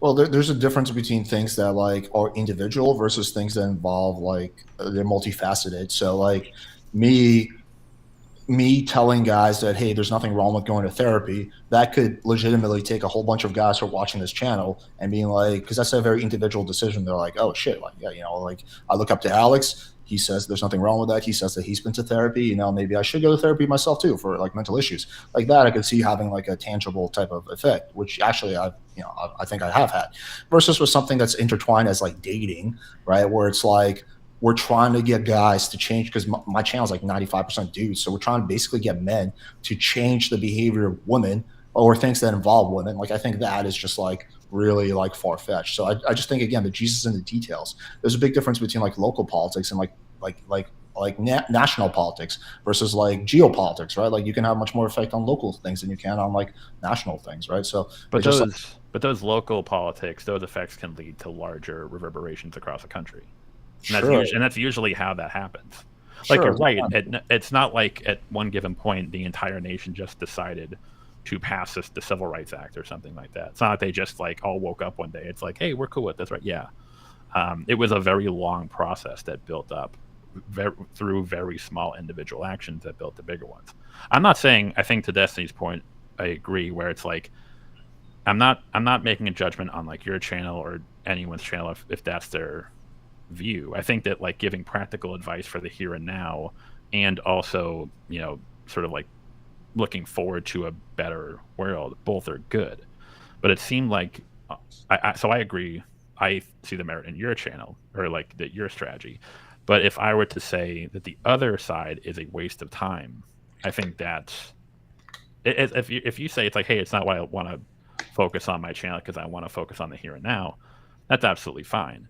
But I think that's different than saying it's not even worth trying because these things will never change to any degree. Well, again, it depends on the issue that we're talking about. With some things, I definitely don't think it's a waste of time. But if we're talking about things like flaking or women playing games, and we're primarily like our audience are all male, then yeah. I mean, if we were like, I don't know, if we were like, if like one of us had a channel of like 10 million subscribers, which are all women, then maybe it would not be a waste of time, because then you could have like some kind of a tangible impact. But for like someone like me or you or even Destiny, as popular as she is, like I think like something like that probably would not have any kind of like tangible impact if you're just trying to like kind of like virtue signal about like how women shouldn't flake. I guess I would just go back to they're playing game. Like you're saying that, like, yeah, listen, like I don't like any kind of games, and that's totally fine. That's kind of where I'm at this point in my life too. I don't like really put up with, like, if a girl tries to play games, I just like walk away. I just like say, all right, cool. Well, I'm not really into that. That's fine. But there's a lot of guys who are not at that point. Like me 5 years ago, I was like, fuck it. Like I don't have, or maybe closer to 7 years ago, like I want to see what I can do. So maybe I'll play the game a little bit. And there's nothing wrong with that. I don't think there should be like a character judgment on those people that are not opposed to like playing some level of a game. Like at the end of the day, a lot of things in life are a game to some extent, and that's okay. But so to your point about like when we have an audience of men, just because we have an audience of our that we have primarily men doesn't mean that we still can that our advice still can't have effects that may lead to changes in behavior of the men that may have reverberating effects that lead to behaviors for women. Yeah, I think that's like ultra idealistic, not really realistic. Like, well, no, because because a lot of people's actions or expectations based on relationships are based off of past experiences, right? Okay, like one thing I can't stand flaking, right? So I have about 120,000, 130,000. Well, here, let's say Destiny is kind enough to lend me his whole audience. So he's like, listen to Alex when he says this. So we have an audience of 700,000, primarily dudes, right? And we say, yo, guys, like flaking fucking sucks. So what you want to do is you want to not flake on girls. And then, and if a girl flakes on you, you don't want to put up with that, because if we do that, that will reverberate and women will eventually stop flaking. Like the kind of impact we'll have, probably close to zero. Well, here, let's take something bigger aside from flaking. Let's talk about, if we're talking about like women communicating their sexual desires more, if we're talking about more like consent and whatnot. I think that if you're giving advice to guys and you give advice to guys to sort of like, always don't try to, if a woman's giving mixed signals, or if you're not getting that like affirmative consent, then you shouldn't progress. Would you not agree with that? Or when you say affirmative consent, you mean the girl saying like, yes, please, like kiss me, or please have sex with me? Yeah. Yeah, I mean, I've been pretty public about my position on that. I think that it would be nice if all women gave affirmative consent, but I think that we have to deal with implicit consent. But do you think that over time, that if guys were more or less, they were less, because the issue again is that when it comes to stuff like this, or if we're talking about like women's being uncomfortable expressing their desires, is that in a part due to past experiences? Yeah, I think it's probably due to their cultural upbringing, what their friends do and stuff like that. Yeah, I think there's probably a lot of factors to that. Yeah. So even if we're not speaking directly to women, if we're talking to guys and we're giving them advice, that kind of just makes that process or that sphere of the dating area less toxic. That can still lead to positive outcomes for men and women. Right, but see, the thing is, I would never do that, because if I'm telling my male audience, hey guys, look for explicit consent, then that's going to cause them to miss out on like a good amount of potential, fun nights that they could have, with the hope that maybe, just maybe, this will have some kind of effect and more women will give explicit consent. Like I would never do that. Well, not even, but it also might lead to them not running into situations where they might transgress a female's boundaries, right? Well, I think you have to, again, it's not black and white, which is why I say, like, if you're not good at picking up on social cues, then you probably should look for more explicit type of consent if you're really bad at that. But if you get really good at picking up on social cues, then you can also pick up on implicit consent. Yeah, well, so I think the issue is like, and I'm not trying to like, I don't want to say it's like, I'm not blaming someone here in this situation. I think the current state between like, when we're talking about like, the dating sphere between men and women is basically a clusterfuck, especially when it comes to like signals in regard to consent and whatnot. The issue I have is if we're talking about guys and we're kind of giving them this sort of, it's like, well, she might mean yes, so she says no and stuff like that. I think that's, even if the guy doesn't have going back to the intent argument, even if a guy doesn't have an intent to do that, it can still lead to bad outcomes. I'm not saying that it's like, hey, like this person's a bad person for doing this. It just leads to really bad, poor, toxic outcomes for men and women. Well, anything bad can happen from anything, right? Like if you want to be 100% safe, then stay in your house, don't leave, don't talk to anyone, right? But like anything can happen. It's just about like what is the chance of risk. But in this case, we're not as talking you- about like me becoming a hermit and like missing out on like tons of experiences. This is me asking a woman if she's like, hey, do you want to have sex? Well, I do think that there's going to be a good amount of girls who will be turned off by that. Then but then would you tell guys to still like my advice to those guys is like, then don't fuck those girls. I mean, that's your prerogative. If you want to play on the safe side, that's fine. But for me personally, I'm okay with like the 0.0000001% chance, of like being wrong, right? Because I acknowledge that life has risks. But if the chance was higher, then my actions would be different. Which is why like I'm okay with driving, at night, even though I could get hit by a drunk driver and die. But I probably wouldn't drive at 3 a.m. on New Year's Eve, right, where the risk is higher. So it's all about relative risk and what you're comfortable with. Everyone has a different risk tolerance, right? Like I have probably a medium risk tolerance. I guess it depends on the thing. Some people have higher risk tolerance. Some people have lower risk tolerances. I'm not saying you have to change your risk tolerance. If you want to be like, hey, listen, I want to be really conservative, that's totally fine. That's your prerogative. But I don't think that means it's the right decision for everyone. Just everyone has different risk tolerances. But the issue there is like in your case, I think I feel like you guys are looping really hard on this topic back and forth. Yeah, I know. I don't think you're getting I any closer to solving your difference here. But so here, let's give. Basically, the point I'm making is that I think that by just as the closing, I think by sort of like perpetuating that, especially when it comes to like issues surrounding like consent and sex and stuff like that. Even if it leads to like, hey, like maybe this guy in this case got sex when otherwise he wouldn't have. And my issue is that on a larger scale, it's causing a lot of problems between the relationship between men and women. Or it's just leading to a lot of really shitty outcomes. Because like if you're someone who's like really socially adept and can kind of pick up on those things, but there are a lot of guys who are not. And that's sort of like where the issue comes in. Well, my advice for them would be different. So I guess my closing thought would be that there's like the pragmatic and idealistic scale, right? And like I think I'm probably much closer on the pragmatic side. You're a little bit closer on the idealistic side, which is fine, right? I don't think one is right or wrong, but I've just always looked at kind of the world through primarily pragmatic lens with a little bit of idealism sometimes. But I don't think you should be like 100% pragmatic and just just be like have zero optimism for the future. I think everyone should have a little bit of idealism, but I feel like having a high level of idealism and not being pragmatic is not really an effective way to live your life. So that's kind of why I believe what I believe. But yeah, I do think we're kind of going in circles, so we should move on to whatever else is next. I don't know, Destiny, you got anything interesting you want to discuss? Not really, not right now, no.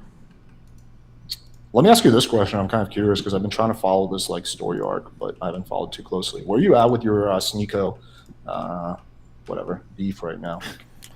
I guess we're okay right now. So the bridge was burned, but then it got resurrected? Yeah, for now. I mean, he came on stream and apologized. It's probably a really hard thing to do, so even though it's kind of a half apology, but whatever. I mean, it'll probably burn again in the future. I don't think he'll be able to resist, but...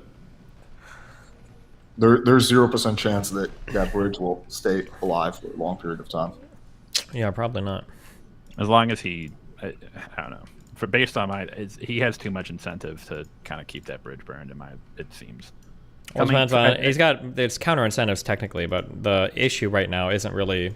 It's not like incentives in terms of like money or whatever. I think it's just his current social group. Like obviously really fucking hates me, so it's pretty hard for him to maintain any sort of connection with me. Destiny, would you say you're a pretty pragmatic person? I like to think I am. That's kind of my impression of you as well. I feel like you're like definitely on the more pragmatic side. I don't know. Like I don't. Maybe you do realize this. You just talk about it publicly, but I feel like I heard you talking about this with the Mr. Girl thing. You're like, I was just so surprised by this because it was like definitely not in his best interest to burn that bridge, which is true. But like that scene in Dark Knight, some people just want to watch the world burn down or whatever. I think those people are exceptionally rare. I don't think I've ever met anybody else like that before, like Mr. Girl. And I don't even think he wants to see the world burn. I think he wants to be the savior of the world. But that's an extreme example. The point is that he's not pragmatic. He's motivated by other things rather than like net positive effect on his life. I think Sneeko is also in that category. Like I don't think Sneeko is like a strategic thinker who's sitting there thinking like, well, Destiny is a really important connection for me to have. I don't think about them. Yeah, no, I agree. I'm not thinking about them in terms of strategic thinker. It's just how well can I like predict their outcomes. Like if he's on a show and somebody's shit talking me, he's never going to stick up for me. Like I know he'll never say like, oh no, that's not like that, right? And then given the opportunity to join in with somebody else shit talking me, depending on who he's in front of or whatever, he would absolutely jump in to do that. 100%. He definitely will. Yeah, of course. Yeah. You represent what he hates. No, actually, I don't even think it's that. I don't think he has strong enough feelings to hate anything. He's not even that developed yet. It's more what he's going after is just the social validation of like having a community and a group of friends. That's the thing that he's most concerned with. So he'll say whatever he needs to kind of like look cool. You ever had a guy friend who is like super cool to hang around? He's like really awesome, really chill, really cool. And then as soon as a girl shows up, he starts throwing you under the bus immediately. Yeah. Sneako's like that guy basically, except the girl are like the red pill people basically. Yeah, and then the question there, I think, is like, I mean, maybe not so much Mr. Girl. Then the question is, I mean, to your point, Alex, I don't know if you were talking about this about Mr. Girl in particular, but if depending on like what your vision or what your view or what your intention is with your channel, then the question becomes like, is having these people on, what is like the benefit of having these people on? Is it like, if you're just trying to get views or, you know, like stuff like that, like, that's fine. But if you're actually trying to like, are you trying to have like good conversations and try to like find some sort of truth? If you're dealing with people who like Sneako or these people who just, you don't know if they'll ever even budge an inch, not even because they're not even like on a mental plane. They're not even trying to find truth. They're just stuck in their ways.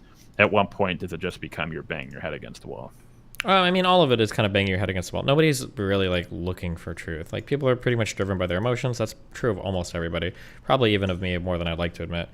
So that's why you try to meet people. I mean, that's all you can do, right? That's all you can ever do. But some people are more open to truth than others by a big margin. Like to some extent, sure, yeah. There's like zero argument that you can make that'll get Sneako change his mind on like all the shit he believes. Like, there's plenty of ways to get Sneako to change his mind. Well, how would you do that? Depends. What idea would you want me to change him on? Let's say his whole thing that seatbelts are bad, a net negative. If I had a video of Andrew Tate driving in a car and he's like, I always wear my fucking seatbelt. I'm not going to risk getting fucking grounded. Blah blah blah blah. Sneako would be the biggest advocate of seatbelts the next day. No, that is you're right about that. That's the one way you could. Or like have Biden like say like seatbelts are cringe, sure, and then he'll be like immediately. Okay.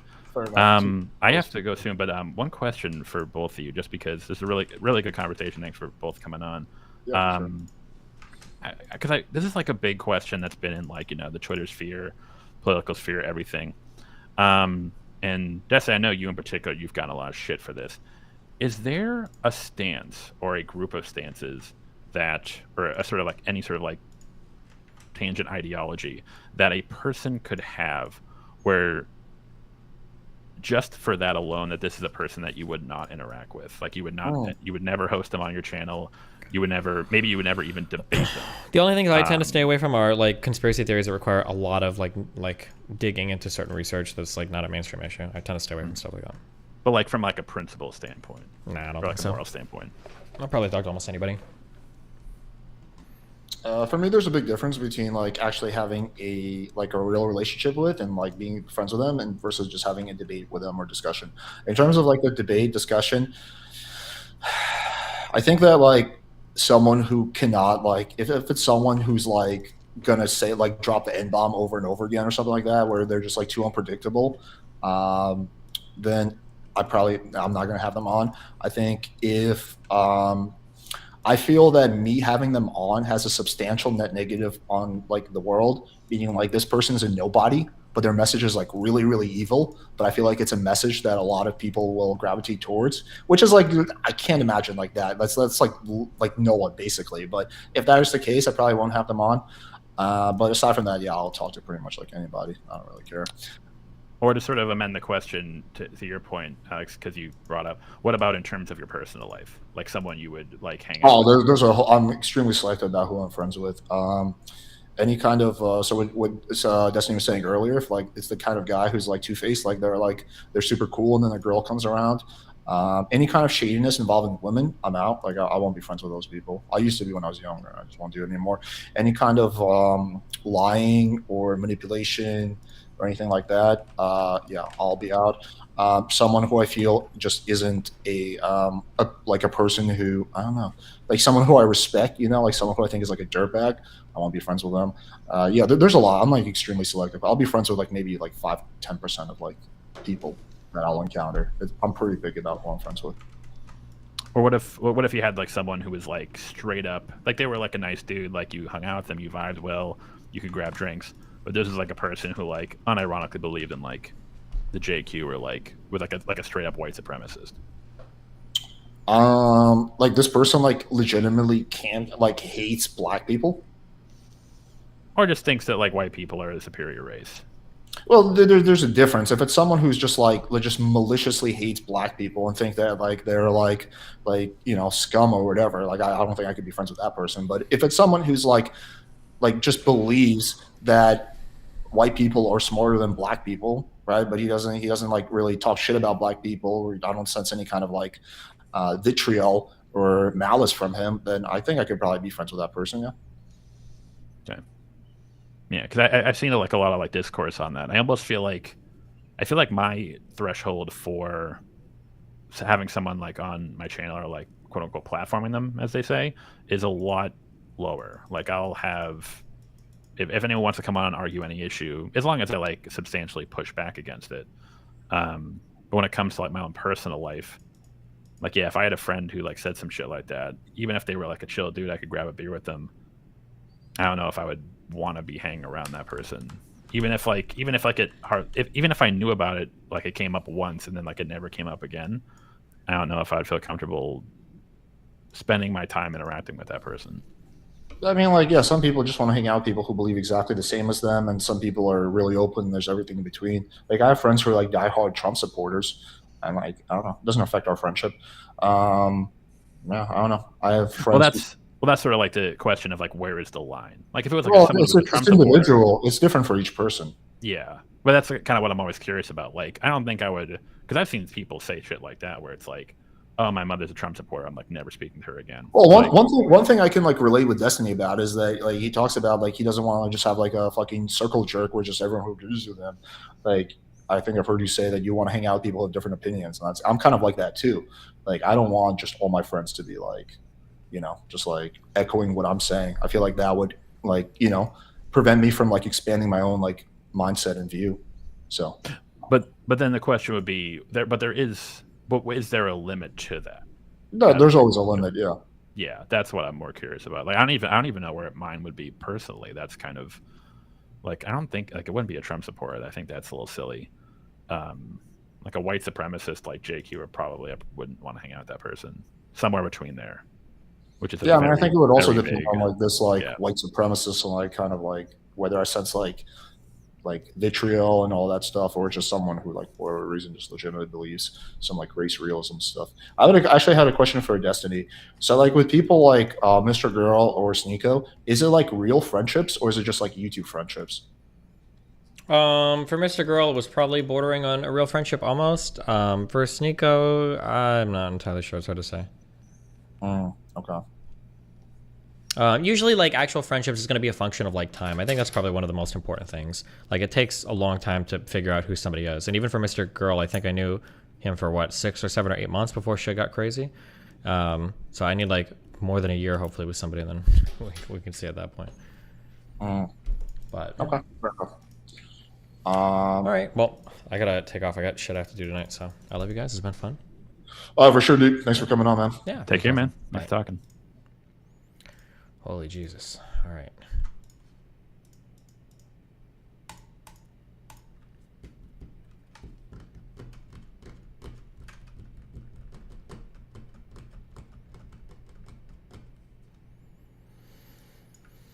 We gotta figure out what we're gonna do tomorrow, guys. Oh, tomorrow is Farah Day. Hopefully she's got shit to do. Finish the last minute of the Mario video. Did we not finish the last minute? I'm so sorry. Relatively backwards because I have slaves, but with the kicks, I can ride it up to gain precious height. Okay, so now we're closing in on the end. The final movement I do will be a kick onto the amazing emergency exit platform, then turn and launch myself towards the Scuttlebug. That movement will bring me 10 PU to the right and 3 PU down, but since I want to end up on the main map, I reverse that displacement and so position myself 3 PU. Alex wants to be friends with Destiny, just as Alex. Alex seems like a cool guy. I don't have any problems with him. We just need like more things to do, I guess. We just don't hang out very much. But no, I've never seen anything weird or had any problems with Alex or anything. Up and 10 PU left. While doing that, I simultaneously position myself in the correct relative part of the map to make the movement work. Okay, now don't blink.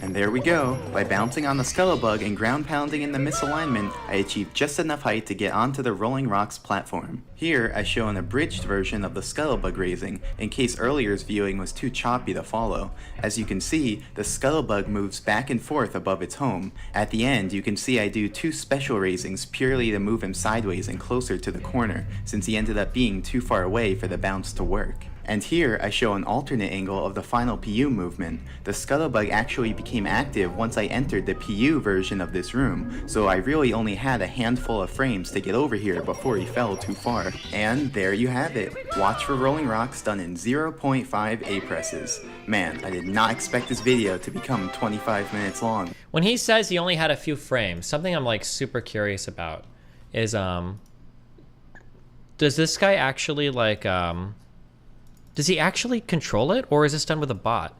Because when he says like he's building up speed on the ramp for like 12 hours, he's not actually doing that, right? It must be tool assisted. Okay, yeah, it's tool assisted. Yeah,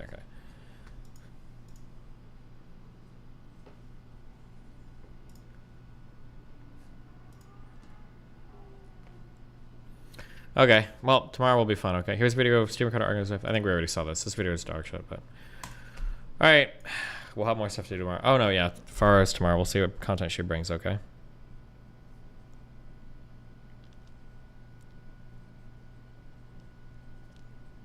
Good luck, guys. What's the Dr. K thing? I don't know. He wants to talk on stream for something. We'll figure that out. Peace out.